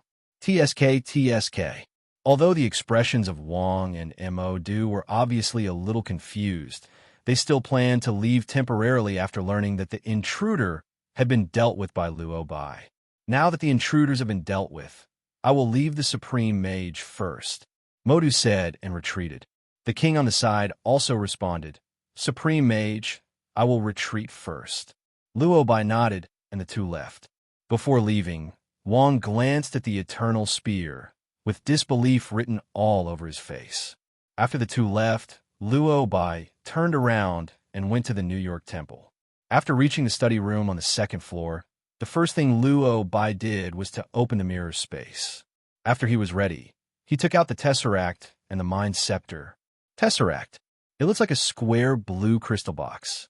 Since the whole thing looks relatively transparent, You can easily see the blue space stone in the center. As for the spiritual scepter, it looks like an ordinary scepter. There's a soul stone inlaid at the top. In a Marvel world, every infinite stone contains powerful power. These powers require users to spend a long time developing and researching them before they can fully master their powers. So what Luo Bai needs to do next is naturally to study these two rough stones. Luo Bai first studied the space rough stone. After all, he has learned some space magic and space knowledge, so he will be more confident about the space stones. Putting the Tesseract on the table, Luo Bai used magic to analyze its inner energy. After about a day or more, Luo Bai finally mastered the basic theory of space rough stone and some of its concepts. As the name suggests, the space stone controls the ability of the space system. What it can do is not just as simple as opening a cosmic portal. Anything related to space, as long as you can imagine the ability, it can do it, such as opening space restrictions, twisting, stopping, cutting, or reordering space, creating small black holes, etc. Its existence allows the user to ignore physical rules, distance, etc., or magic restrictions. As long as the user has a strong enough ability, it can perform any operation on the space according to the user's wishes. Of course, this is only part of Luo Bai's current understanding of it. If it can be studied thoroughly, maybe it has more abilities that can be developed. After roughly understanding the ability of the space stone and the operation of its energy, Luo Bai conducted in-depth research and exploration on the Mind Stone. This research took about 3 days. No way. Compared with space rough stones, mind rough stones are much more difficult to study. Once you understand it, you will know that the ability of this thing must be related to controlling the mind. Although the Mind Stone is not the one with the most perverted ability among all the stones, it is definitely the one with the strongest sense of autonomy. Its sense of autonomy is so powerful that it can even change people's minds on its own. Simply put, when you try to understand it, it will use its ability to affect your state of mind. If it weren't for Luo Bai practicing magic for such a long time, this guy's ability would really be unstoppable. Fortunately, Luo Bai endured huge pressure and did some analysis on the Mind Stone. The conclusion drawn is that this thing is basically invincible to humans. As long as the user is strong enough, you can use it to connect the brains of all humans to rule the earth. It even enhances the user's mental strength. This is very useful for Luo Bai. After all, there's a spiritual world in magic. After studying the original stone for several days, Luo Bai finally understood the danger and power of this thing. This thing is simply not something that humans can touch or come into contact with. Nick Fury actually wanted to research Tesseract before. Can human beings now have the power? Before humans can understand them, they have conducted reverse research on humans. The autonomous consciousness of these rough stones is so strong that with Luo Bai's current ability, he can only study it up to this point. So he used the space gem to create an encrypted storage space through the 2 rough stones in and planned to study it later. The arrival of the 3 rough stones provided Luo Bai with a lot of help. Especially the Mind Stone was of great help to him. What the mind brings to him is not only an enhancement in ability, but also a substantial enhancement in mind. Learning the Dark God book to fight against the devouring power of darkness requires the strength of the heart and soul.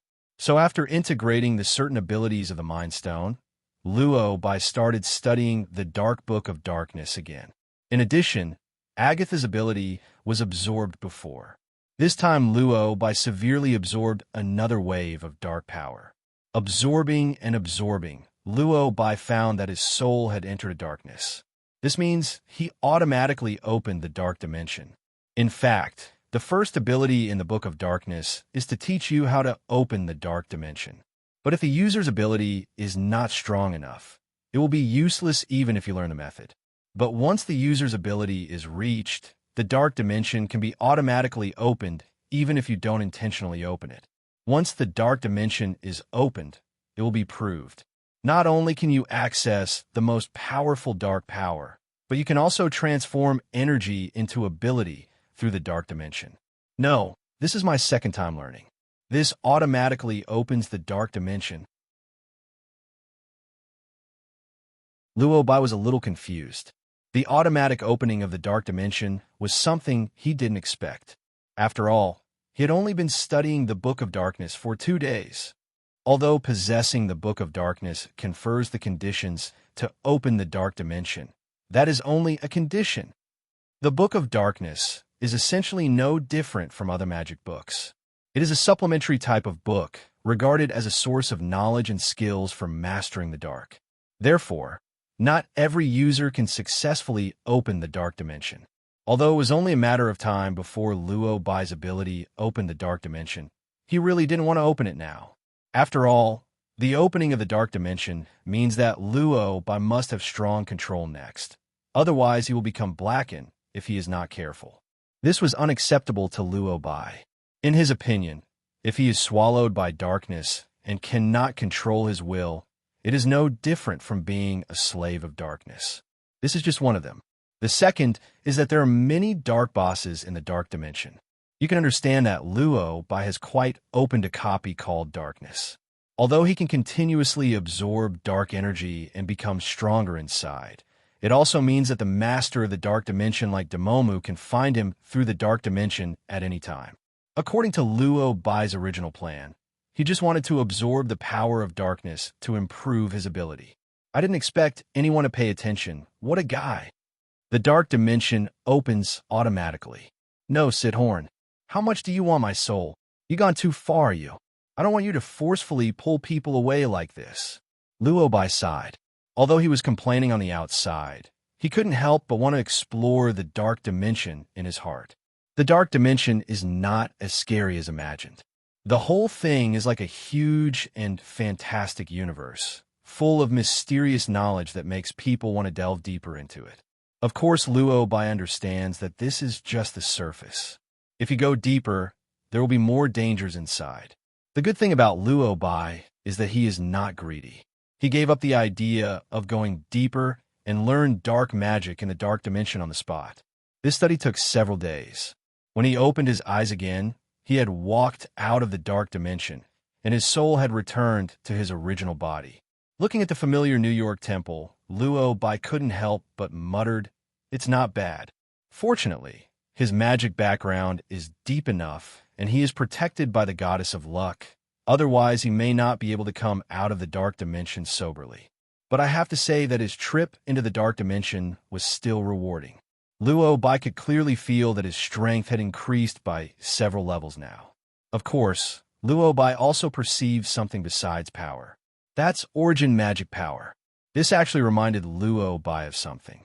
According to what he knows about the plot, the current user of origin magic power is named Wanda. Speaking of which, origin magic power is a special kind of magic, and its power is very powerful. But its user, Wanda, seems not to understand this power at all so far. Thinking of Wanda gave him a headache.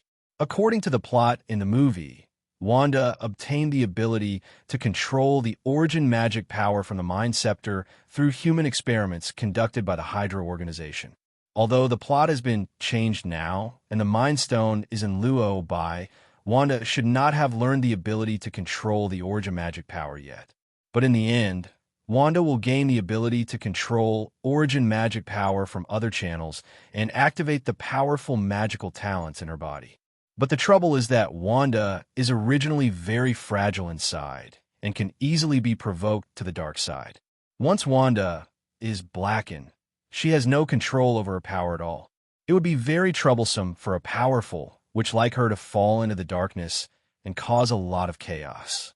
Instead of doing this, Luo Bai might as well bring Wanda back and train her while she doesn't understand anything. Thinking of this, Luo Bai adjusted the power in his body and then started the portal. Hydra base. In the human laboratory, Wanda and Quicksilver are staying in a laboratory. Soon the two of them felt something strange. The surrounding scene began to change, and they seemed to have entered another space. Before the two of them could react to what was going on, a strange man appeared in front of them. Regarding the sudden, uninvited guest, the two people's eyes were obviously wary. "Who are you?" Wanda asked nervously. "My name is Luo Bai, and I am the mage of Kamarage. Luo Bai replied politely. Wanda was very wary. She frowned and couldn't help but ask, Mage? What are you doing here? I came here to talk to you and see if you're interested in learning magic. Luo Bai said, Learn magic? Wanda was stunned for a moment, with obvious confusion in her eyes. What do you mean? Wanda asked. Luo Bai calmly replied, I think you have a good talent. If you study hard, you should be able to become a good mage. Wanda said nothing, glanced around, and then asked, Is it like you? I think you should be more powerful than this. After thinking about it, Luo Bai replied. Wanda said nothing, but the expression on her face seemed a little shaken. At this moment, Luo Bai spoke again. Instead of staying here and waiting to be studied by Hydra, why not come with me and learn some abilities? I can guarantee that from now on you will have a stable environment, and you will not have to wandering. Luo Bai knew very well that Wanda's wish was stability. She hopes to have a stable place to live, and it just so happens that this is what Luo Bai can do.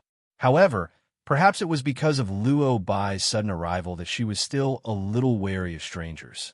Why can I trust you? Wanda asked. Luo Bai smiled and replied calmly, Because I am the Supreme Mage, I will protect the world. I know your past. The missile blew up your family. If you are willing to believe me, I think you should have a stable future. Luo Bai's words obviously convinced her. Looking at the surroundings surrounded by the mirror space, Wanda knew that Luo Bai should not be simple.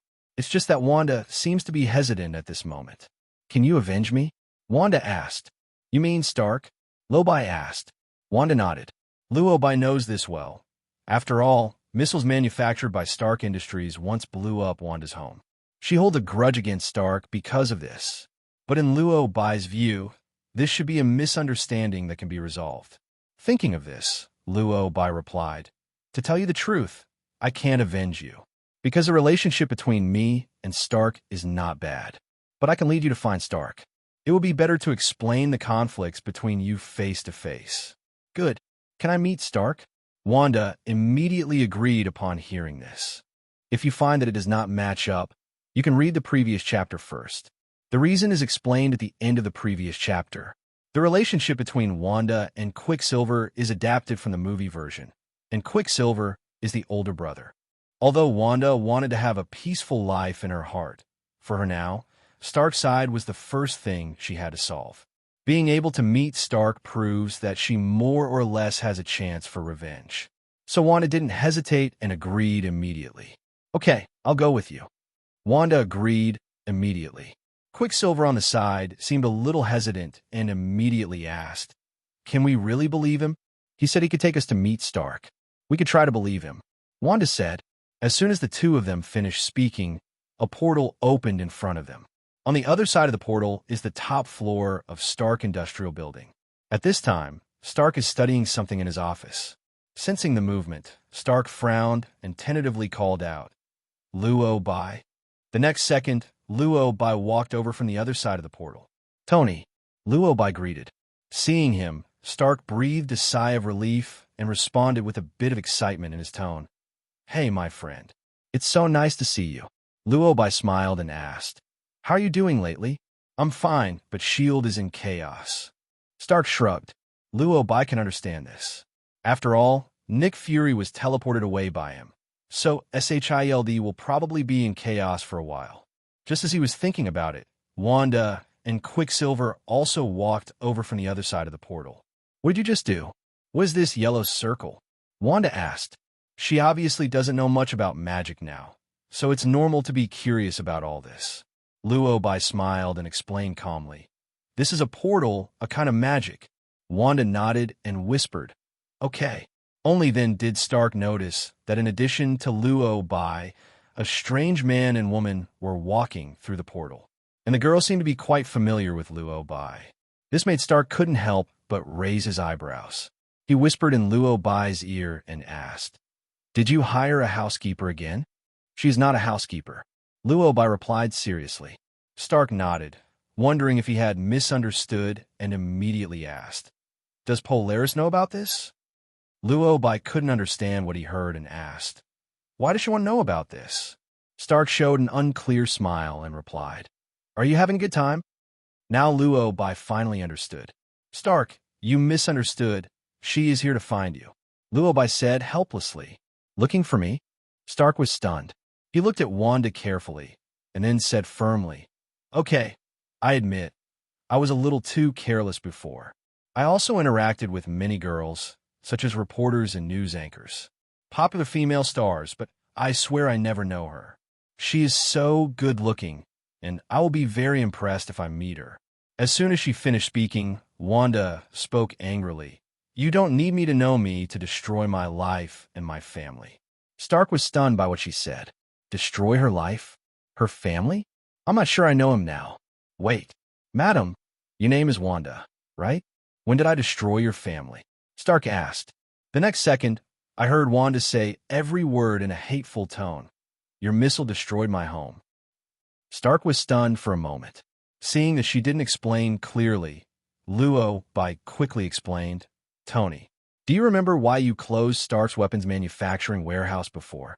Stark nodded and responded seriously. I know. She was the victim of that incident, Luo Bai said. Only then did Stark finally come to his senses. He originally thought that Wanda might be a girlfriend or playmate he had abandoned before, coming to ask for an explanation, but it turned out that he had simplified the problem. Before he could speak, Wanda spoke again. We were 10 years old at the time, and a family of 4 was eating dinner. A bomb hit our home. I clearly saw one word printed on the bomb, Stark. After hearing her words, Tony, who was still thinking of joking, fell silent instantly. The expression on his face became serious and a little guilty. I'm sorry, but that wasn't my intention. Stark apologized very sincerely. But Wanda couldn't listen at all at this time. Your bomb killed my parents and took away my childhood. Can you make all this disappear with just an apology? Stark said nothing, but the expression on his face was frustrated. Seeing that Wanda's mood was starting to become a little unstable, Luo Bai spoke up. I have to interrupt. Although the bomb you saw was indeed manufactured by Stark Industries, I don't think the person you should take revenge on is Stark. Wanda frowned, looked at Luo Bai angrily and asked, His missile destroyed my home. Shouldn't I hate him? You are his friend, so you're speaking for him. Luo Bai shook his head and retorted, It has nothing to do with this. Let me give you a very simple example. You tell me now that you want to protect the world, but you blacken cause the destruction of the earth. Although I have certain responsibility, but the culprit is you, isn't it? It's your choice that led to the destruction of the earth, and it's you who people will hate. After being explained like this, Wanda suddenly seemed to understand. But she doesn't seem to have turned the corner yet. But if he hadn't made the missile, how could my home be attacked by the missile? Wanda said angrily. Luo Bai continued to persuade. Stark did make missiles and sold missiles. But it was war that destroyed your homeland. Wanda didn't say anything. She seemed to be brainwashed by Luo Bai's words. But she had hated Stark for so many years, and she still felt a little unwilling to do so. Seeing that she was shaken, Luo Bai said, I found you at Hydra's experimental base before. You joined Hydra, right? Yes. The innocent Wanda nodded and spoke righteously. They said they would protect us and the world. Luo Bai smiled and asked, Then do you know what Hydra's plan is? Do you really think they want to protect you and protect the world? Wanda was stunned and asked puzzledly, Isn't it? Luo Bai did not say anything, but responded lightly. If you are willing to wait, time will tell you. You have also seen that no one has any ill intentions towards you. You can use some time to prove right and wrong. Wanda seemed moved. Her sensitive and kind heart makes her willing to wait. I can wait. You promised me before that you would give me a stable and peaceful life, right? Wanda asked. Luo Bai nodded and said yes. I originally planned to take you back to Kamarage to learn magic. But I know that the confusion in your heart has not been completely resolved, so you should stay in my villa for now. Polaris should take care of you. With that said, Luo Bai planned to take Wanda away. Quicksilver on the side seemed to be planning to leave with him. Luo Bai stopped her. Although you are related to Wanda by blood, there is another lady in the villa, so I have no intention of taking you with me. Quicksilver. What the hell? Do you mean you want me to go wandering alone? Before Quicksilver could speak, Wanda stood in front of him and said seriously, He is my only relative. Stark on the side obviously saw Luo Bai's distress and immediately said, "Actually, the apartment next to you is also mine. If they don't mind, let him live there." Sure enough, some people are willful. "Thank you, Tony. You solve a big problem for me," Luo Bai said. Stark shook his head and said very guiltily, "This is a consequence of my own doing. Although you are right, I also have a certain responsibility. I should settle them both." Wanda obviously agreed to letting Quicksilver live next to him as a neighbor.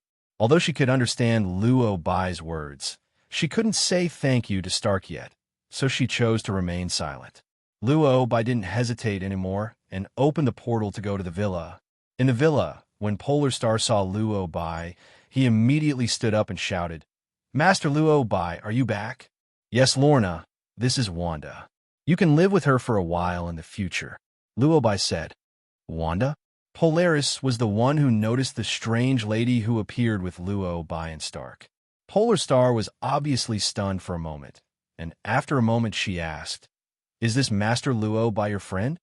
She came to learn magic from me, but now there are some problems, and she has to live here temporarily." Luo Bai replied, "Learn magic." Polaris nodded and quickly introduced himself. "Hello, Wanda. My name is Lorna Dan. I am Master Luo Bai's housekeeper."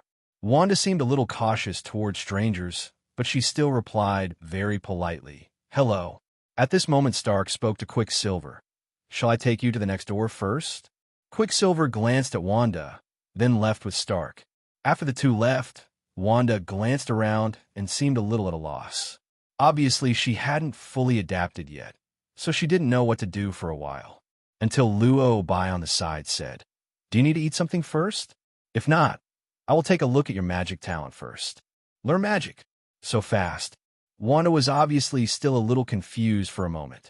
But looking at Luo Bai's behavior, she believed that Luo Bai brought her back because he really just wanted her to learn magic.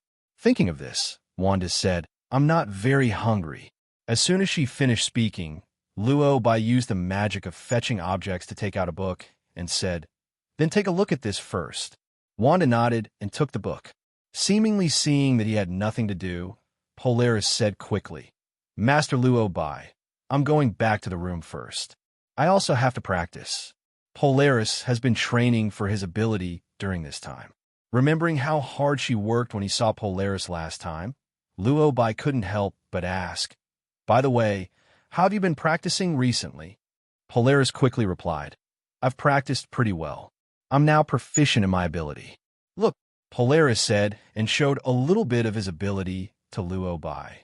As a burst of green light lit up on her body, she controlled all the metal products in the room.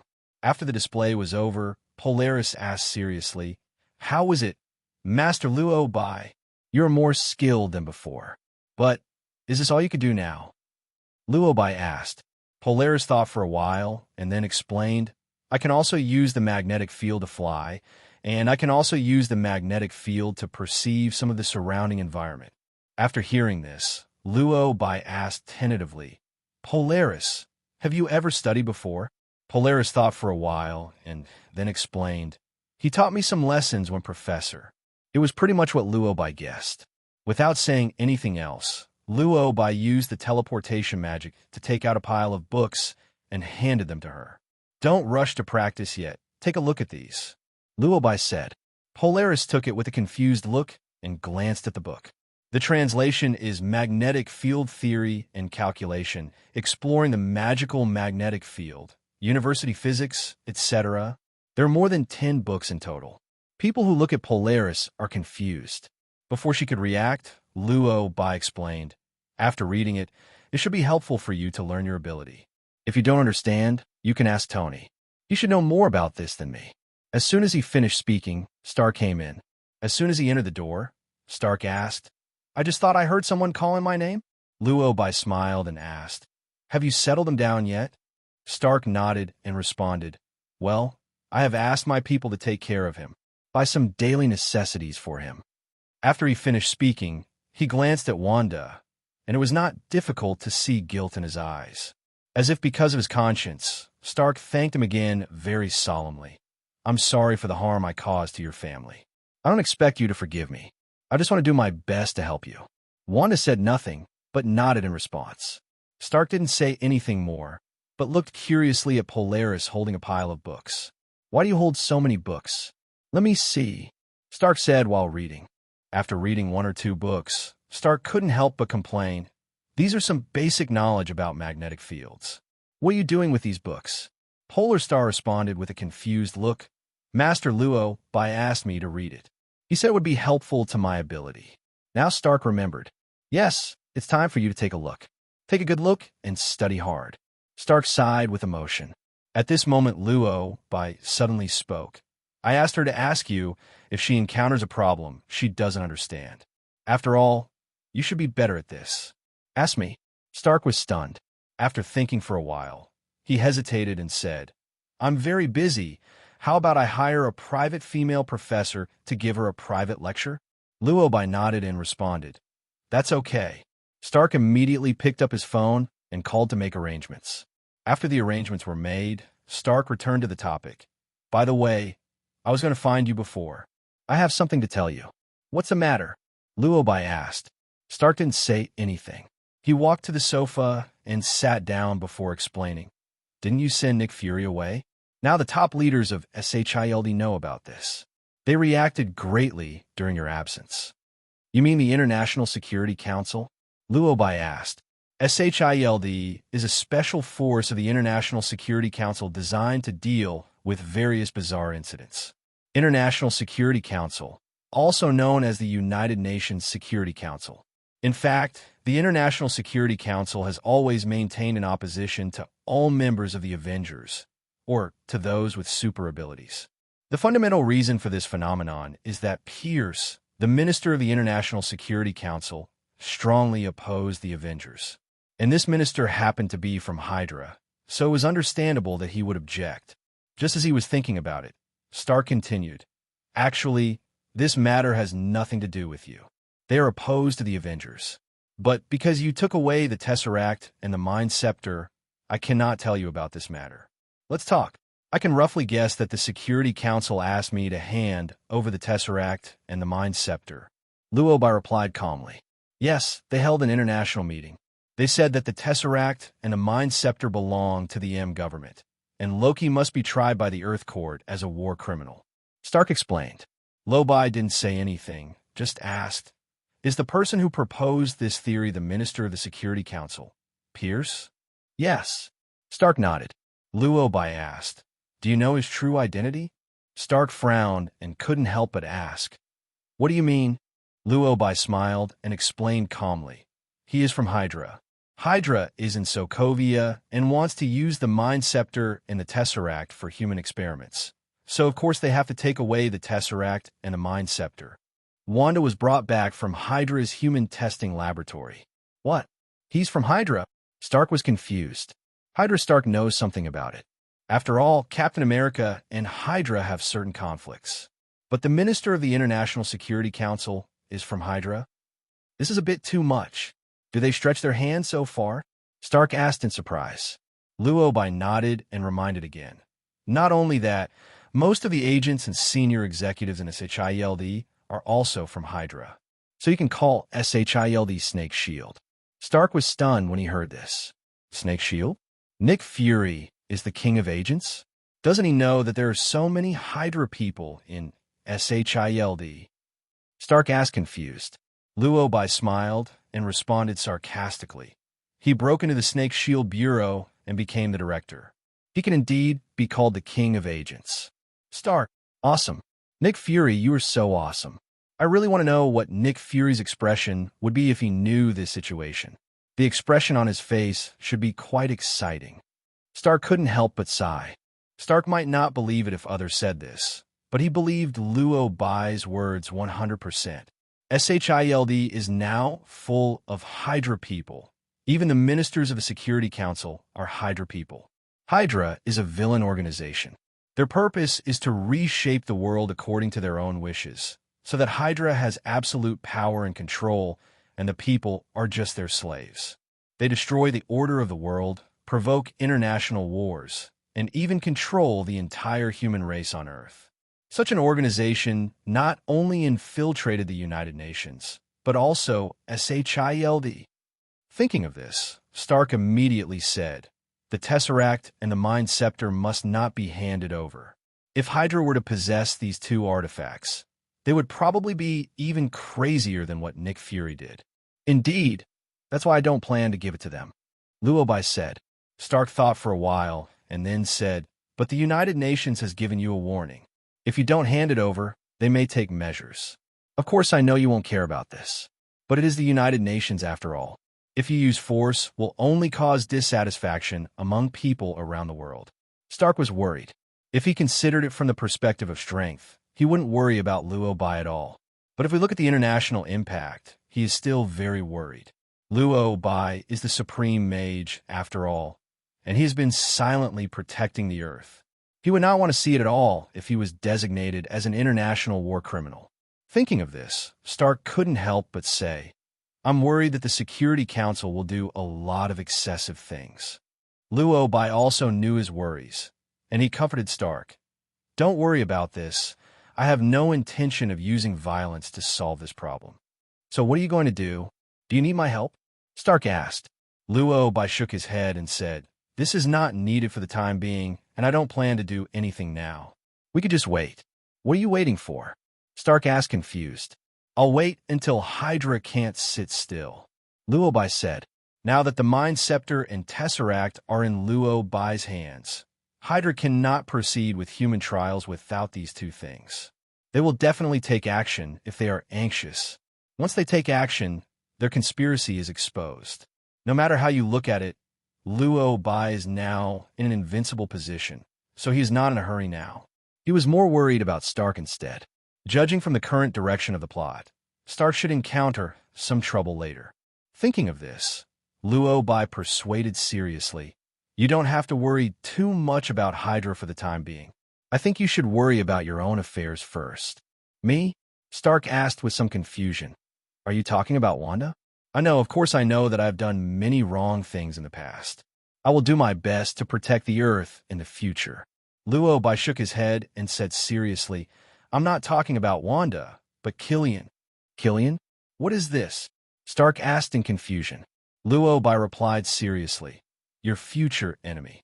Stark was visibly stunned for a moment. He knew that Luo Bai had the ability to predict the future. The two were friends, so Luo Bai gave him advice. But since he is his enemy, he has to deal with it himself. Okay, I know I may face many enemies in the future, but it doesn't matter. I will become stronger. You don't have to worry about me. I can handle it myself, Stark said. Luo Bai guessed that given his character, he would definitely choose to solve his own problems, so Luo Bai didn't say anything more. Okay, I have to leave. I have to go back and make the suit now, Stark said. He took 2 steps forward and then stepped back. Is there anything else, Tony? Luo Bai asked. Stark hesitated, and after thinking for a moment, he spoke. I actually don't want to trouble you, but Loki's appearance made me realize that the Earth may face greater dangers in the future. If in the future, if one day now that I'm gone, can you help me take care of Boz? Pause. Little Pepper? Luo Bai smiled and responded, there will never be that time when you forget that you promised to learn magic from me. A smile appeared on Stark's face. Okay, Mage Supreme. After speaking, Stark left. After he left, Wanda, who heard the conversation between the two, said, you and Stark seem to have a very good relationship. It's true. He is one of my few friends, and he has indeed helped me a lot. Luo Bai responded frankly. What do you think of others? Wanda asked after thinking about it. Luo Bai thought for a while and responded, he is very good, but no one is perfect.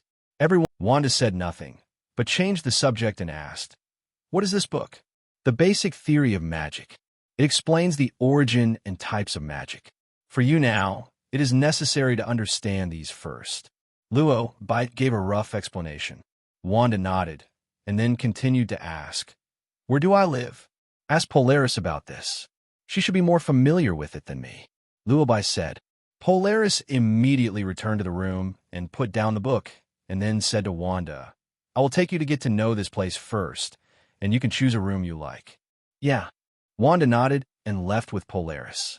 Now Wanda seems a little silent, as if she is not yet fully integrated into the life here. But with Polaris by his side, he wasn't worried. After all, the two of them should have a lot in common. Thinking of this, Luo Bai returned to the New York temple, and then began to study the infinite rough stones. After studying in the dark dimension for a while, he realized something. That is, Sidhorn has been giving him strength. Sidhorn seems to want the powerful dark power to drag Luo Bai into the darkness. Even though Luo Bai himself wanted to stop, Sidhorn seemed to have determined that he was forcing him to give him strength. This is a good thing, but also a bad thing. Sidhorn seems to regard Luo Bai as a medium for him to return to the earth, and wants Luo Bai's soul very much. Therefore, Luo Bai needs to continue to strengthen his mental power and soul. After studying a section of rough stone, Luo Bai embarked on a multi-universe journey again. Since he decided to absorb more energy into the depths of the multi-universe this time, he chose to take his body with him. Facts have proved that his decision was correct. By constantly traveling between universes, he absorbed a large amount of energy and unlocked a lot of knowledge. As far as the universes Luo Bai knows so far, they're roughly his main universe Earth, 616, as well as Earth, 1610, Earth, 199999, and Earth, 688b. And there are still many universes that he doesn't know about. Of course, Luo Bai couldn't land and visit the Earth in every universe. After all, the risk is too great. He didn't know how long he had been traveling like this. Luo Bai felt that his spirit and energy had almost reached the limit, so he planned to return. Unexpectedly, at this moment, he suddenly heard a sound that echoed throughout the universe. Immediately afterwards, a group of huge amounts of unknown objects that were so dark that the edges could not be seen rushed towards him. Luo Bai subconsciously wanted to block it, but the speed of the unknown object was too fast. Before he could react, it rushed directly into Luo Bai's body. By the time Luo Bai reacted, the unknown object had already integrated with Luo Bai. Immediately afterwards, huge amounts of hunger instantly enveloped Luo Bai's entire body, along with huge amounts of energy and unprecedented knowledge. Luo Bai was stunned for a moment. Etc. That thing you just entered is the power of the fairy. Wasn't this thing sealed? Escaped again? You even chose me as your host? So I have now reached the Earth, 1298 universe? No, I just came here for a trip. Why are you so insistent? I'm so hungry. Luo Bai never expected it. I just traveled around the multi-universe, and finally I was targeted by the power of fairies. Luo Bai had some knowledge of this thing. It is rumored to be an ancient power. Although it is rarely mentioned, anyone who knows about it will know that it is very powerful. Much of the information about fairy power is uncertain, and the information is incomplete due to the small number of times it appears. People only have a general understanding and speculation about the power of fairies, and they speculate that it may have been born during the Big Bang. Its true name and status are unknown, but it is positioned as a celestial element. It has some similar characteristics to the Phoenix Force, and is even more powerful than the Phoenix Force under certain circumstances. It is considered so mainly because the power of fairies has the ability to devour, whether it's planets, galaxies, life, or even other forces. The most outrageous thing is that the power of the fairy can be superimposed on itself after devouring energy. This means that once a certain power is swallowed by the power of the fairy can not only copy all the abilities of this power, but also superimpose all the abilities of this power on its own body. As for the upper limit, according to the current statistics, the devouring and superposition of power by the power of fairies is temporarily undetectable. In other words, it is a bottomless pit, and no one knows how much things and power can swallow. In addition to the ability to devour, it also has powerful telepathic abilities and the ability to modify reality. Most importantly, the power of fairies is the natural power of wizards. It is not only proficient in all witchcraft, but can also create spells, magic, and witchcraft that have never been recorded. Therefore, the host selected by the power of the fairy will also inherit its characteristics. To be honest, Luo Bai was unexpectedly selected by the power of fairies, but also very happy. After all, Goblins only play high-end games. Being able to become the host to the power of fairies means that Luo Bai can become stronger just by eating in the future. Didn't Sithorn want to use him as a medium to come to the earth? So he frantically feeded him the dark power? Now that he is better with the power of the goblin, he feels that he can eat Sithorn. Originally, Luo Bai had to learn black magic, but now he doesn't have to learn black magic. After all, as long as the power of the fairies swallows up the dark power, all the black magic in the dark power can be reproduced one by one, and its accuracy is comparable to copying and pasting. Therefore, the emergence of the power of fairies is definitely an epic enhancement for Luo Bai.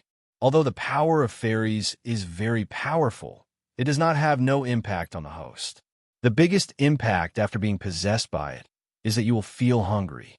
This kind of hunger is the kind of hunger that cannot be filled. In other words, no matter how much you eat or how much energy you consume, you will feel hungry. Hungry is only one of them. The second is that the power of fairies has a certain sense of autonomy. It will try to control the host and achieve its goals. For example, now, Luo Bai could feel that the power of the goblin had been trying to control his consciousness. There was always a very strange voice in his mind. Swallow. Swallow everything. Swallow the universe. Swallow them all. This voice is extremely tempting, and Luo Bai is now so hungry that his chest is touching his back. After being bewitched by this voice for a long time, Luo Bai was still a little shaken. "I'm really hungry. What should I eat?" Luo Bai muttered. As soon as he finished speaking, the power of the goblin began to bewitch again. "Swallow the earth." This sentence made Luo Baiqian sober up. Although he is currently in the Earth 1298 parallel universe, it is not the main universe. But Luo Bai, as the supreme mage, would never be able to swallow the earth. When he thought about it, he immediately retorted, "Eating the earth is not good." The power of the fairy once again used its consciousness to talk to Luo Bai and said two very simple words, "Swallow it." At this time, Luo Bai suddenly realized something. He must learn to control the power of the Fae and learn to adapt to his hunger. Since its birth, the power of fairies has produced a hunger that will never be satisfied. But this hunger is perceptual and does not have any actual impact. To put it simply, even if you don't have enough Luo Bai and the power of the goblin, you won't die. You'll just feel hungry. So this hunger can be adapted. Now the power of the goblin uses hunger to want Luo Bai to become its tool to devour the entire universe for it. If Luo Bai doesn't adapt to this sense of hunger as soon as possible, he will definitely become a slave to the power of the goblin and be controlled by it later. Thinking of this, Luo Bai immediately closed his eyes and meditated on the spot. As he entered meditation, Luo Bai's consciousness started a fierce battle with the power of the goblin. I don't know how long it took, but the hungry fairy finally gave in. It finally agreed not to try to control Luo Bai's consciousness and promised to stay in Luo Bai's consciousness. After reaching the peace treaty, Luo Bai returned to the main Earth. Although they do not take in food, fairy power and Luo Bai will not starve to death. But I have to say that it's really uncomfortable to be hungry. So after reaching a friendly cooperative relationship with fairy power, Luo Bai still planned to eat. What the goblin power wants to eat is not human food, but energy. The stronger the energy, the stronger the feeling of fullness will be. Hey, what a coincidence. It happened that an ancient god was feeding dark energy to Luo Bai recently. So after returning to the main universe, the first thing Luo Bai did was to open the dark dimension and go deeper. Just as he expected. Although the entrance to the dark dimension doesn't look scary, the deeper you go, the more dark power you get. Demons and unspeakable unknown and terrifying creatures all appeared. Upon seeing this, Luo Bai immediately released the power of the goblin. And at the same time, Sithorn, who was far away in a distant dimension, sensed something was wrong. He felt that the power in his dimension was being absorbed crazily. The dark dimension in the Book of Darkness is also called the demonic dimension, although this dimension is linked to Sithorn. But Sithorn cannot come directly to the earth through this dimension. unless someone can go to the deepest part of the dark dimension and open the summoning array to summon him. Because of this, Sidhorn took a fancy to Luo Bai. Sidhorn thinks, as long as he can pull Luo Bai into darkness, he can control Luo Bai and achieve the purpose of coming to the earth. So Sidhorn has been blessing Luo Bai and has been giving Luo Bai strength to secretly help Luo Bai practice dark magic. He hoped that Luo Bai could grow up quickly and become a tool that could be used as soon as possible. It's just that Luo Bai's willpower and mental power are very strong, and his character is also very good, so he has never fallen into darkness.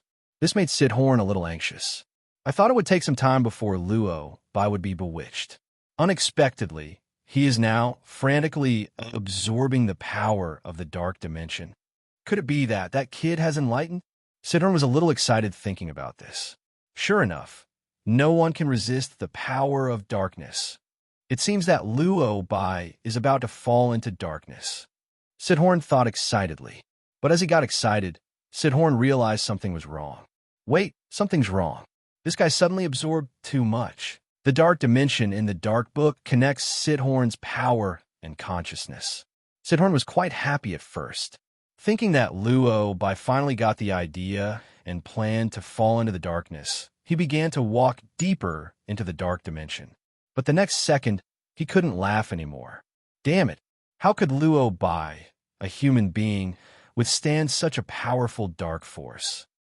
Although human mages can improve their physical fitness through practice and borrowing power, but the human body has its limits. Such a limit has led to the fact that throughout the ages, almost no human beings can withstand the power of gods, especially ancient gods like Weishan Emperor and Sidhorn.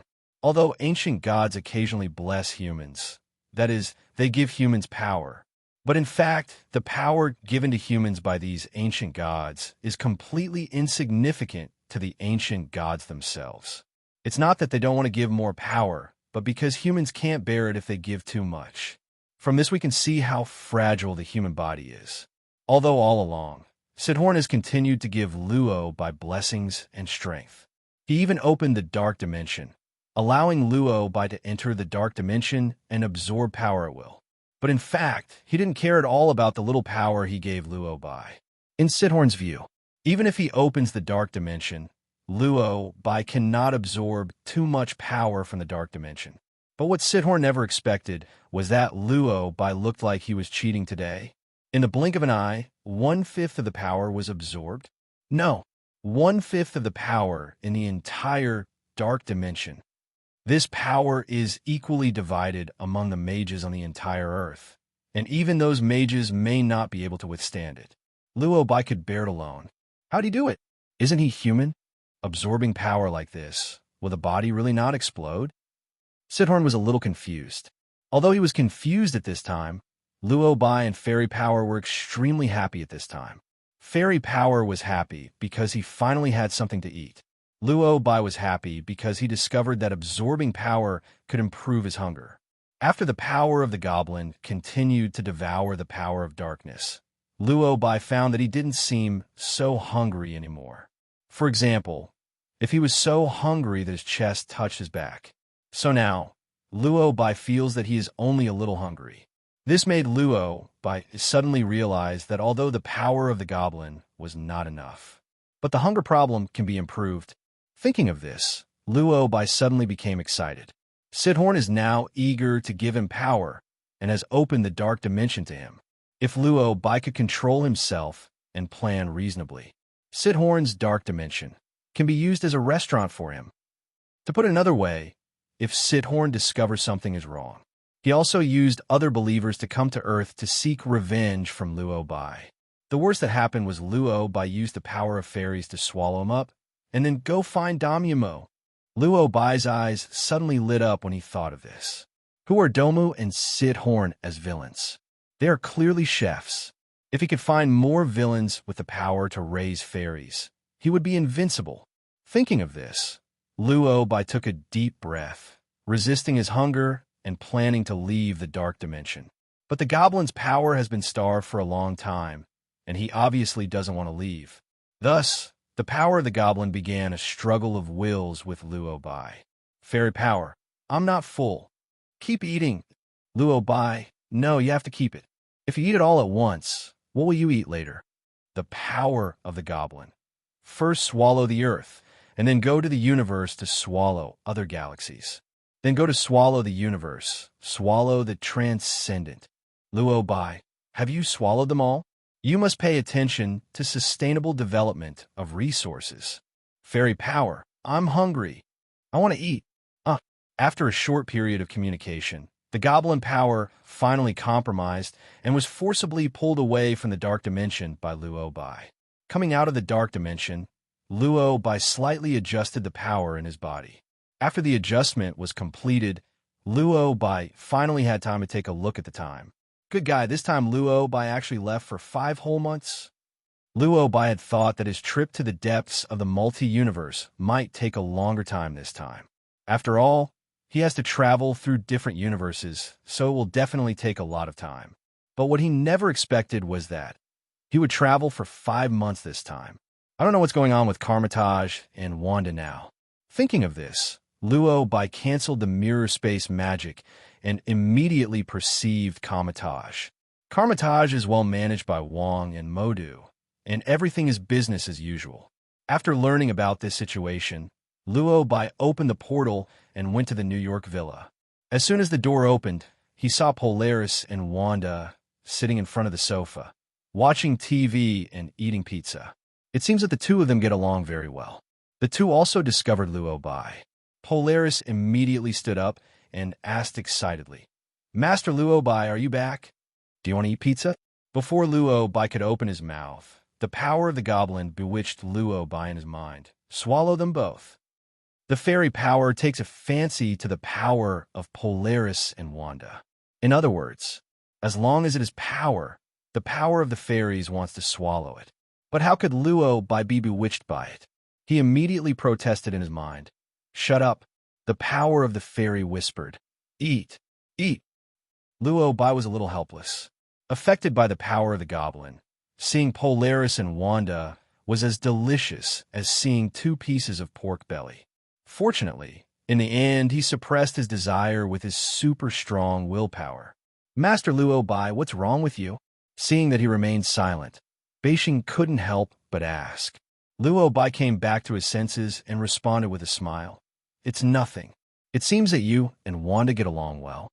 Polaris nodded and spoke excitedly. Yes. I talked to Wanda a lot in the past few months when you were away. We talked about almost everything. That's good. By the way, how are you two studying? Luo Bai asked. Polaris nodded and said, Mr. Stark hired a professor for me and will come to give me lectures every weekend. I now have a deeper understanding of my ability. Wanda on the side also said, I've already read the book you gave me. I have been waiting for you to teach me magic. Where have you been these few months? I went to multi-universe and encountered some unexpected situations. Luo Bai said. When Polaris heard this, he asked worriedly, An unexpected situation? Is it dangerous? I can help if necessary. I have become very powerful now. Luo Bai smiled and responded, If I need help, I will ask you for help. After saying that, he took out a magic book and handed it to Wanda. Since you have read the previous magic theory book, let's take a look at this one. Wanda nodded and took the magic book. Wanda is obviously much more cheerful now than she was 5 months ago. I've been hearing Polaris talk about you in the past few months. She said that you're a very powerful mage and a very nice person. It's just that you are usually busy. Now it seems that you are indeed quite busy. Wanda took the initiative to chat with Luo Bai. Luo Bai smiled and was about to reply. At this moment, a news came on the TV. Big news. Huge explosions occurred in many places in the center of New York. Tony Stark called out the Mandarin's address to blow himself up. Hearing the name Stark, Luo Bai turned his attention to the TV. Then a scene of Stark being interviewed appeared on the TV. Stark looked serious and angry and said, Is this what you want? This is my address, number 1088, Malibu Port Area number 90265. The address Stark read out on TV was the Seaview Villa where he and Pepper currently lived. Stark has always cared about Pepper Potts and the first thing he thinks of in any situation is pepper pot safety. But now he has told the global audience his home address on TV, and it can be seen from this action that he must be very angry. Master Luo Bai, Mr. Stark may be in trouble. While thinking, Polaris suddenly spoke. He has come to you many times during this period, and he seems to be very anxious. I know, Luo Bai replied calmly. The main reason why he was so calm was that he had already anticipated the current situation, and he remembered that before he left, he specifically reminded Stark to pay attention to this matter. But at that time, Stark seemed to want to solve all the problems by himself, so he didn't mention it much. It was not surprising that Stark would look for him now.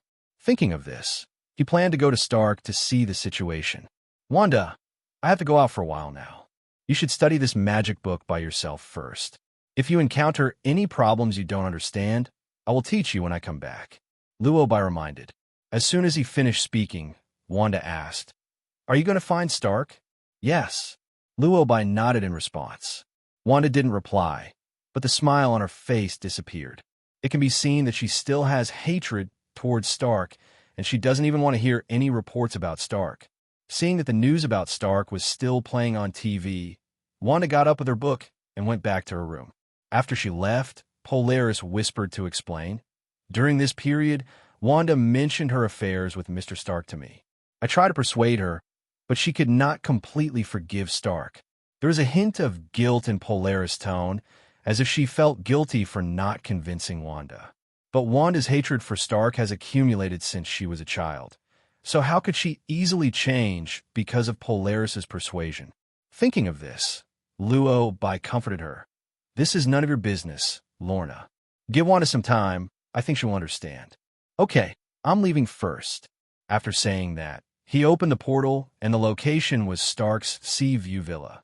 At this time, Stark was doing research in the basement studio of the villa with a very serious expression on his face. If you look closely, you can see that he is suppressing his anger.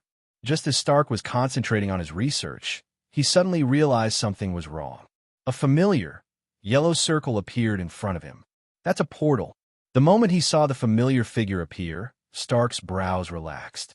The seriousness and anger on his face disappeared, leaving only excitement and joy. Luo Bai, you're finally back. Stark walked over to him with emotion. Compared to his excitement, Luo Bai seemed much calmer. I heard from Polaris that you have been looking for me for some time. It seems that you are in trouble. Luo Bai asked. When Stark mentioned this, his expression became serious. You're right, I did have some troubles. No, it's not me who is in trouble. It's Happy who is in trouble. No, actually it's my problem. But Stark tried to explain what had happened. But because his mind was so confused now, he started talking nonsense. Seeing that he couldn't organize his words well, Luo Bai interrupted him. Tony, you are very anxious now. Stark was silent, then sighed. After a moment, he said frustratedly and aggrievedly, I admit, Luo Bai, I am indeed very anxious. Because Happy is in trouble. He is now lying in the hospital.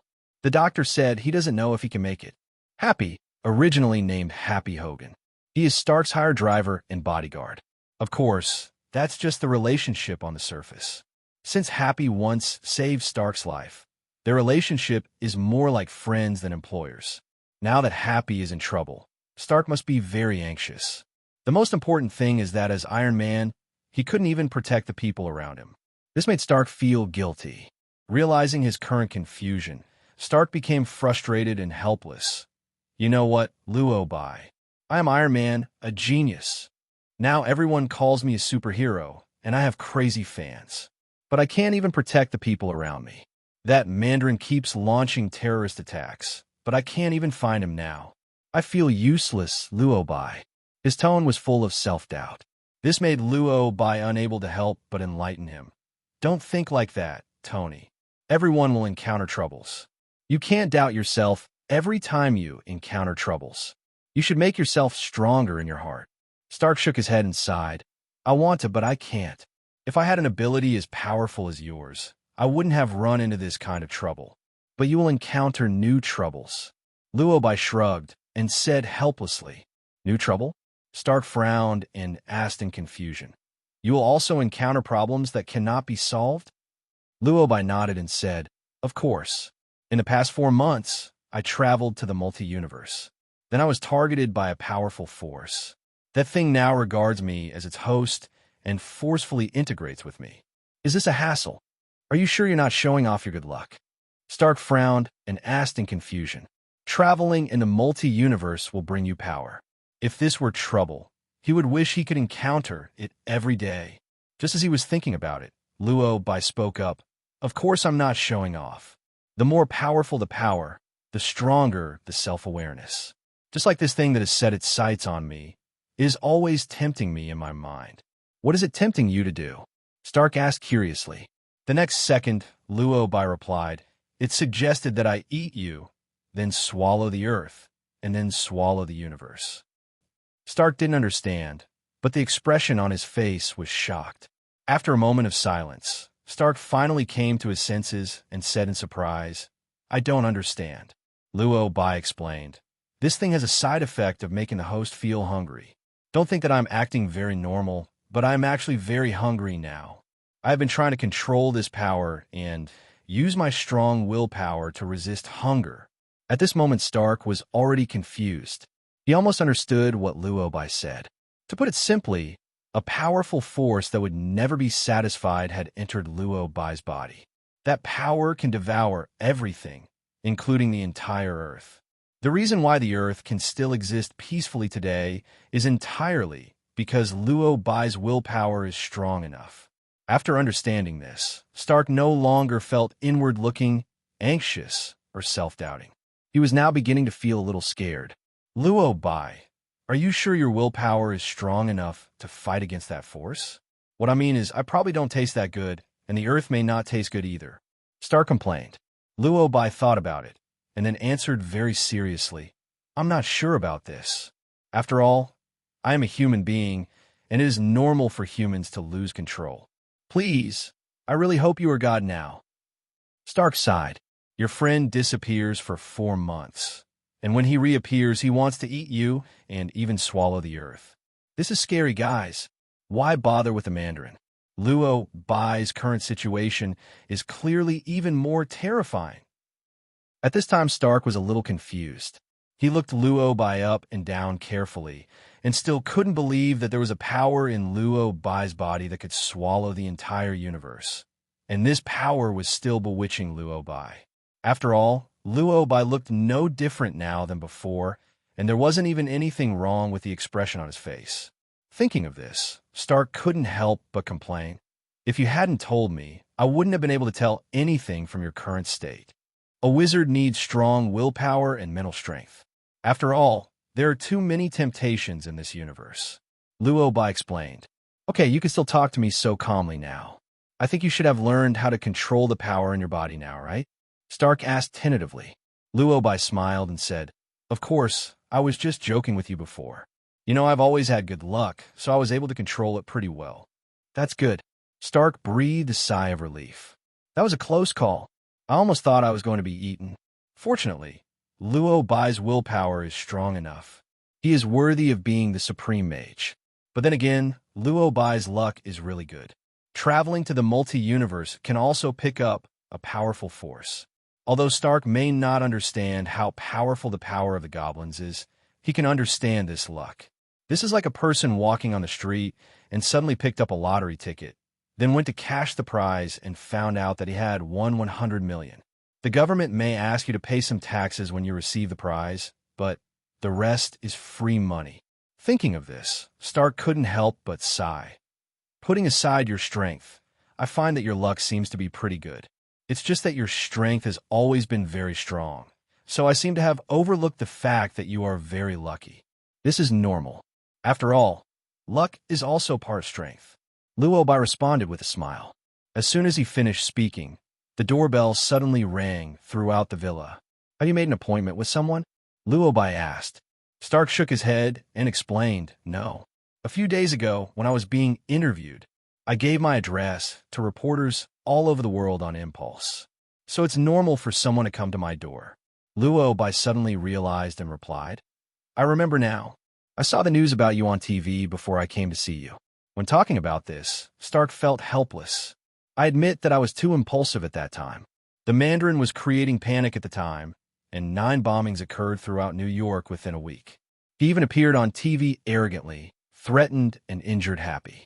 People were panicking, and all the reporters were asking me why I, as Iron Man, did nothing. I was fed up, so I impulsively told him my home address. Stark said Luo Bai could understand his behavior, so he didn't say anything more. The two went up to the first floor of the villa together. As soon as they reached the first floor, they saw an unfamiliar blonde beauty standing outside the door. The beauty was dressed very casually, and at first glance, she looked like a woman doing academic research. After Stark agreed, the beauty walked into the house. After the beauty came in, Stark asked, "You are not the Mandarin." The beauty was a little surprised and asked awkwardly, You don't remember me?" Stark then realized that this beautiful woman knew him. He apologized and said, "I have a bad memory. I don't even remember what I had for breakfast this morning." The beauty didn't seem to intend to chat with him so much nonsense. She just said very seriously, "Tony, I have something very important to tell you. I hope we can talk alone, you know what I mean?" If it were anything else, Stark would definitely agree. But now Luo Bai was standing next to him, so he immediately refused. "I trust Luo Bai very much. I feel safe when he is around." The beauty seemed a little surprised and asked in confusion, "Don't you want to know those things?" "About Mandarin. Now I want to know more about who you are," Stark asked. As soon as he finished speaking, Luo Bai spoke. "She is your ex-girlfriend, Tony. Her name is Maya Hankerson." Stark was stunned. "Ex-girlfriend?" After thinking for a long time, Stark nodded and replied, "I seem to have a little impression, but how do you know about the Mandarin?" "Because she was involved in this matter," Luo Bai replied. Before Maya could explain, Stark subdued her the next second. "I suggest you tell me everything, otherwise I can't guarantee that I won't hurt you. Although I don't really want to hurt women," Stark warned. It could be seen that Maya's face was filled with anger at this moment. She couldn't understand, so she asked a soul-searching question. "Stark, I am your ex-girlfriend. After all, we once had a relationship. You didn't even give me a chance to speak, but believed what this man said and attacked me." Stark didn't understand and asked, "Is there anything strange about this?" Maya asked angrily, "Of course. Do you think I don't even deserve a chance to refute? If Luo Bai says he participated, then you must have participated. I completely believe him, so I won't believe a word of your rebuttal. Tell me, what is your relationship with Mandarin?" Stark said seriously, "Maya, ITM." Maya took a deep breath, and she seemed to want to explain further. "I swear I didn't." But before she could finish her words, Stark interrupted. "To be honest, you should know that I hate the Mandarin. Don't make me hate you too." Seeing that Stark refused to listen to any explanation, Maya finally compromised. Okay, I'll tell the truth. I did participate in this matter, but I was forced, Tony," Maya said. She seemed to want to pretend to be pitiful, but was exposed by Luo by the next second. No, she was not forced. She was very willing. Maya was silent, and she had a look at Luo Bai. "Do you think you know a lot?" Maya asked angrily. Before Luo Bai even spoke, Stark spoke. "Of course. He is a wizard. He knows everything. Nothing on Earth escapes his eyes. He protects the Earth, so you should respect him. You can't talk to him like that." Maya was so angry that she laughed. Her ex-boyfriend actually helped a man to attack her crazily. She had thought Stark had some feelings for her, but now it seems that her position in Stark's heart is not even as good as such a man. Thinking of this, Maya gave up struggling. "Yes, I joined voluntarily." "You actually joined the terrorist team? Why would I date my ex-girlfriend who has such distorted values?" Stark said in disbelief. Maya immediately retorted loudly, "He is not a terrorist. The Mandarin is just an actor. He is performing for people all over the world. In fact, Killian is the manipulator behind the scenes." Stark frowned. Killian. He remembered that it was a man who had been very close to Xiao Lajiao recently. And Luo Bai had mentioned before that Killian would be his future enemy. Stark had never figured it out before, but now he understood everything. No wonder those reporters targeted him.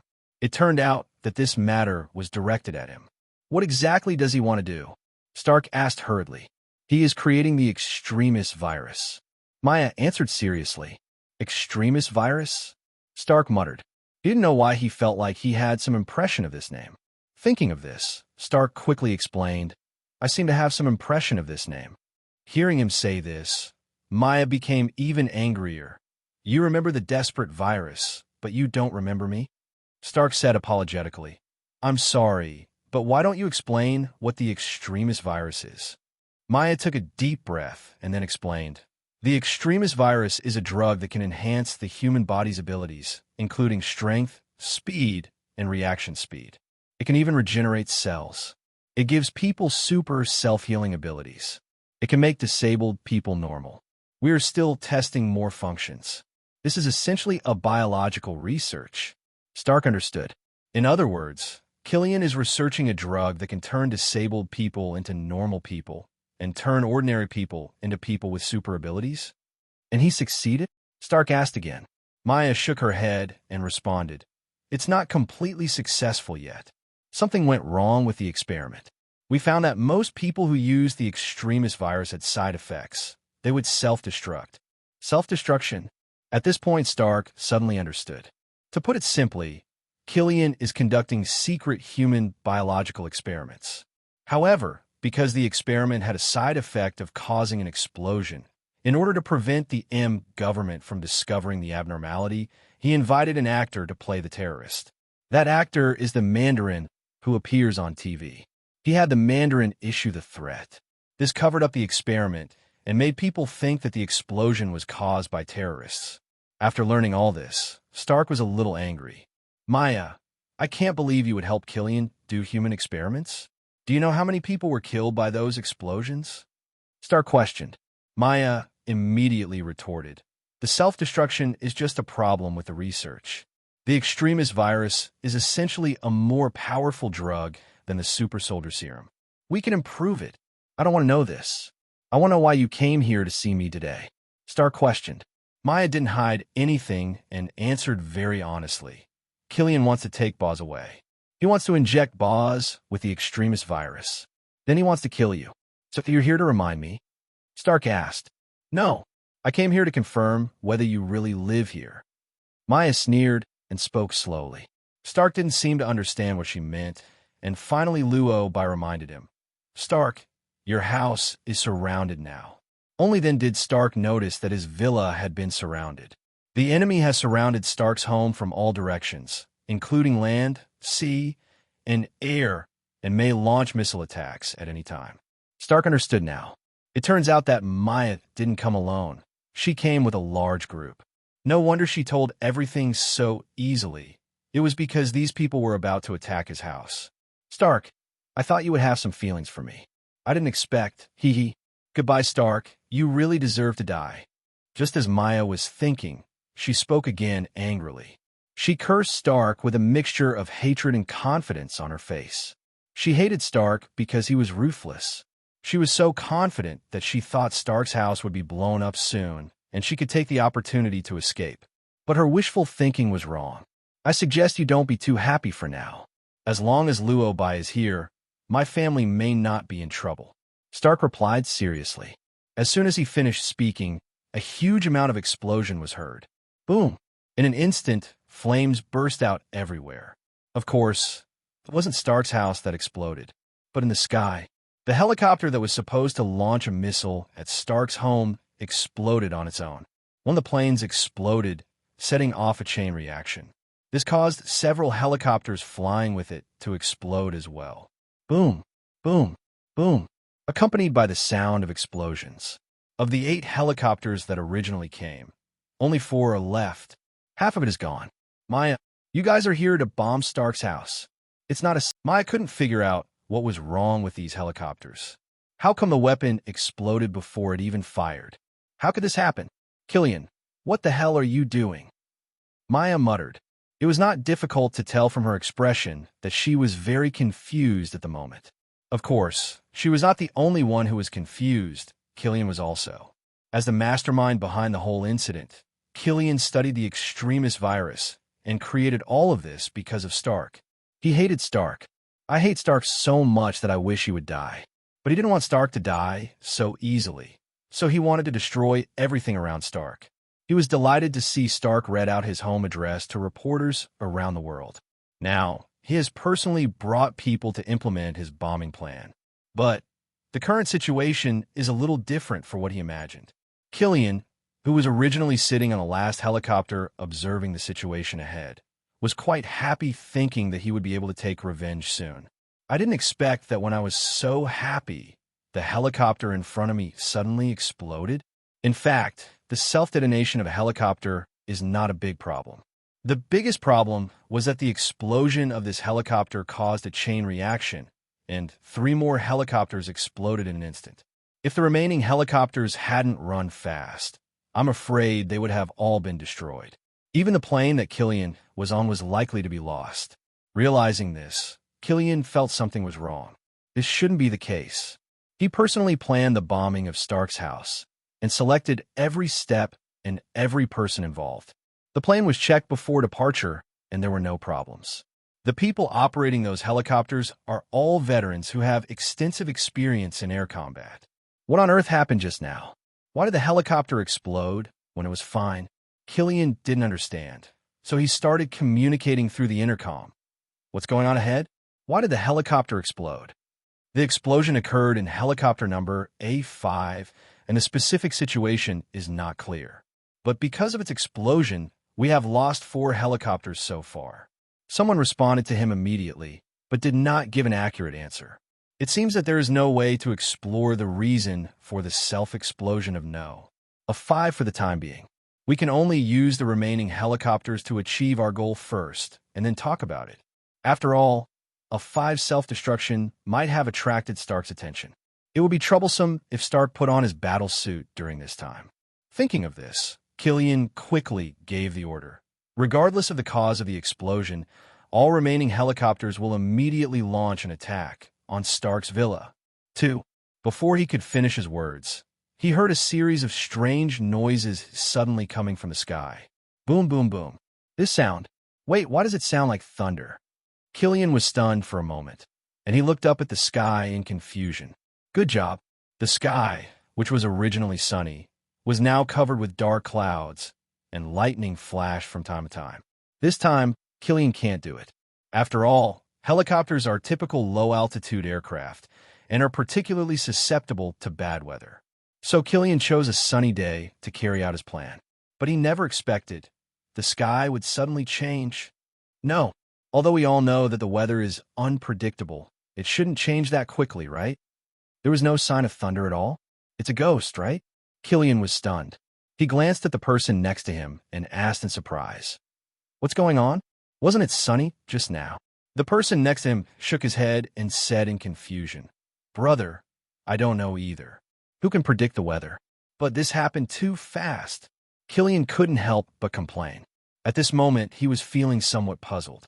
But before he could figure it out, he heard a loud boom, and the whole New York trembled with the earth-shaking thunder. Before anyone could react, a bolt of lightning struck from the sky. With lightning speed, it hit the helicopter where Killian was. The next second, there was chaos in the helicopter. Shit, something happened. Boss, we were struck by lightning. The plane is out of control. Get ready to skydive. It all happened so suddenly that no one was prepared. But there was no time to think about it. After all, the plane had just been hit by a torpedo, causing some of its functions to be lost. So the plane Killian was on was falling quickly, even though there was sea below. But since the plane was loaded with so many weapons, no one could guarantee whether the plane would explode.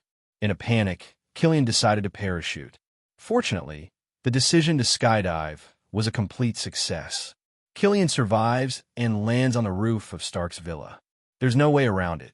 The location of Stark Villa is very remote. From the current situation, landing on a roof of Stark Villa is the safest and best option. Fortunately, Killian finally succeeded. Just as he was congratulating himself on his good luck, a yellow circle suddenly lit up automatically under his feet. Killian looked at the circle under his feet in confusion and felt strange, and the next second he fell down. Bang! Accompanied by a loud bang. Killian fell face first to the ground. Fortunately, he had been injected with the desperate virus potion to strengthen his body, so he wasn't hurt too much. He just stood up and decided to see where the yellow circle had taken him. The next second, I saw a familiar figure. It's Maya. At this time, Maya was tied to a chair with some anger in her eyes. Killian realized something was wrong and turned around quickly. The moment he turned around, he saw Stark in the iron armor, holding the Iron Man hand towards his head. Next to Stark was Luo Bai.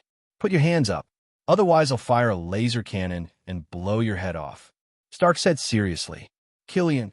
He raised his hands in silence. The next second, he heard Maya's angry cry. Killian, are you really here to catch Stark? Killian was speechless. No, who could have thought there would be so many surprises? The helicopter exploded for no apparent reason, but the most outrageous thing was that the helicopter he was riding in was struck by lightning. No, why? Could he possibly encounter such a low-probability event? Thinking of this, Killian spoke in confusion. To be honest, I always feel that everything that happened today is different from what I planned. I don't know why it turned out like this. Can you believe that the plane I was on just now was struck by lightning? Maya, everyone, they all chose silence. Seeing that no one answered, Killian asked in confusion, Can anyone tell me why the situation suddenly changed? Stark, can you explain what I just experienced from a scientific perspective? Stark was silent for a moment, then replied, Well, to be honest, I sympathize with you. After saying that, he looked at Luo Bai. He suddenly remembered when Loki appeared on Earth before. Luo Bai once said that even if the entire New York was gone, the place where he was would remain intact. At that time, Stark thought that Luo Bai meant that no one could destroy his villa as long as he was there. After all, he is very strong. I didn't expect Luo Bai to mean that with the goddess of luck around, no one can touch him? No. Is there really someone who is so lucky that he can influence the weather? I'm so lucky that the villain showed up right before my doorstep while I was sitting here drinking a cup of tea. Not to mention Killian, even Stark was a little confused at the moment. Stark was a little worried when he saw his villa was surrounded. After all, these people came prepared and were equipped with a large number of weapons. If those helicopters really launched a missile attack, it is not known whether his villa could be saved. At that time, Stark suggested that he go and capture Killian now. After all, to catch a thief, you must first catch the leader. Unexpectedly, Luo Bai said very calmly that there was no need to worry. He would come to the door himself. Stark didn't believe it at first, but now he completely believes it. Killian really came to my door. Stark couldn't understand why all this happened so coincidentally. And what he couldn't understand even more was why the weather suddenly changed just now. He frowned and looked out the window in confusion. Good job. The sky was cloudy with thunder and lightning before, but now it is clear. Thinking of this, Stark couldn't help but complain. Honestly, shouldn't you be more curious? Why is the weather clearing up now? At this moment, Killian's silence was deafening. The change in feelings just now was just to attack me? No. Who on earth did I offend? Killian couldn't figure it out, but he didn't have time to figure out so many incredible things. You know, he originally planned to catch Stark this time, but now not only did he fail to catch Stark, but he was caught by Stark instead. Killian was of course not convinced. Even if he was confused, he didn't have much time to think now. He had to leave here quickly, otherwise Stark would definitely not let him go. Thinking of this, Killian's face darkened. He was watching from the dark, hoping to catch Stark off guard. Now that he has been injected with the desperate virus, he is no longer an ordinary person. Even if Stark were wearing a battle suit, it would not be easy to defeat him, so Killian planned to find a chance to leave. While Stark's attention was on Luo Bai, Killian looked fierce and was about to take action. Unexpectedly, the next second, I heard a pop sound.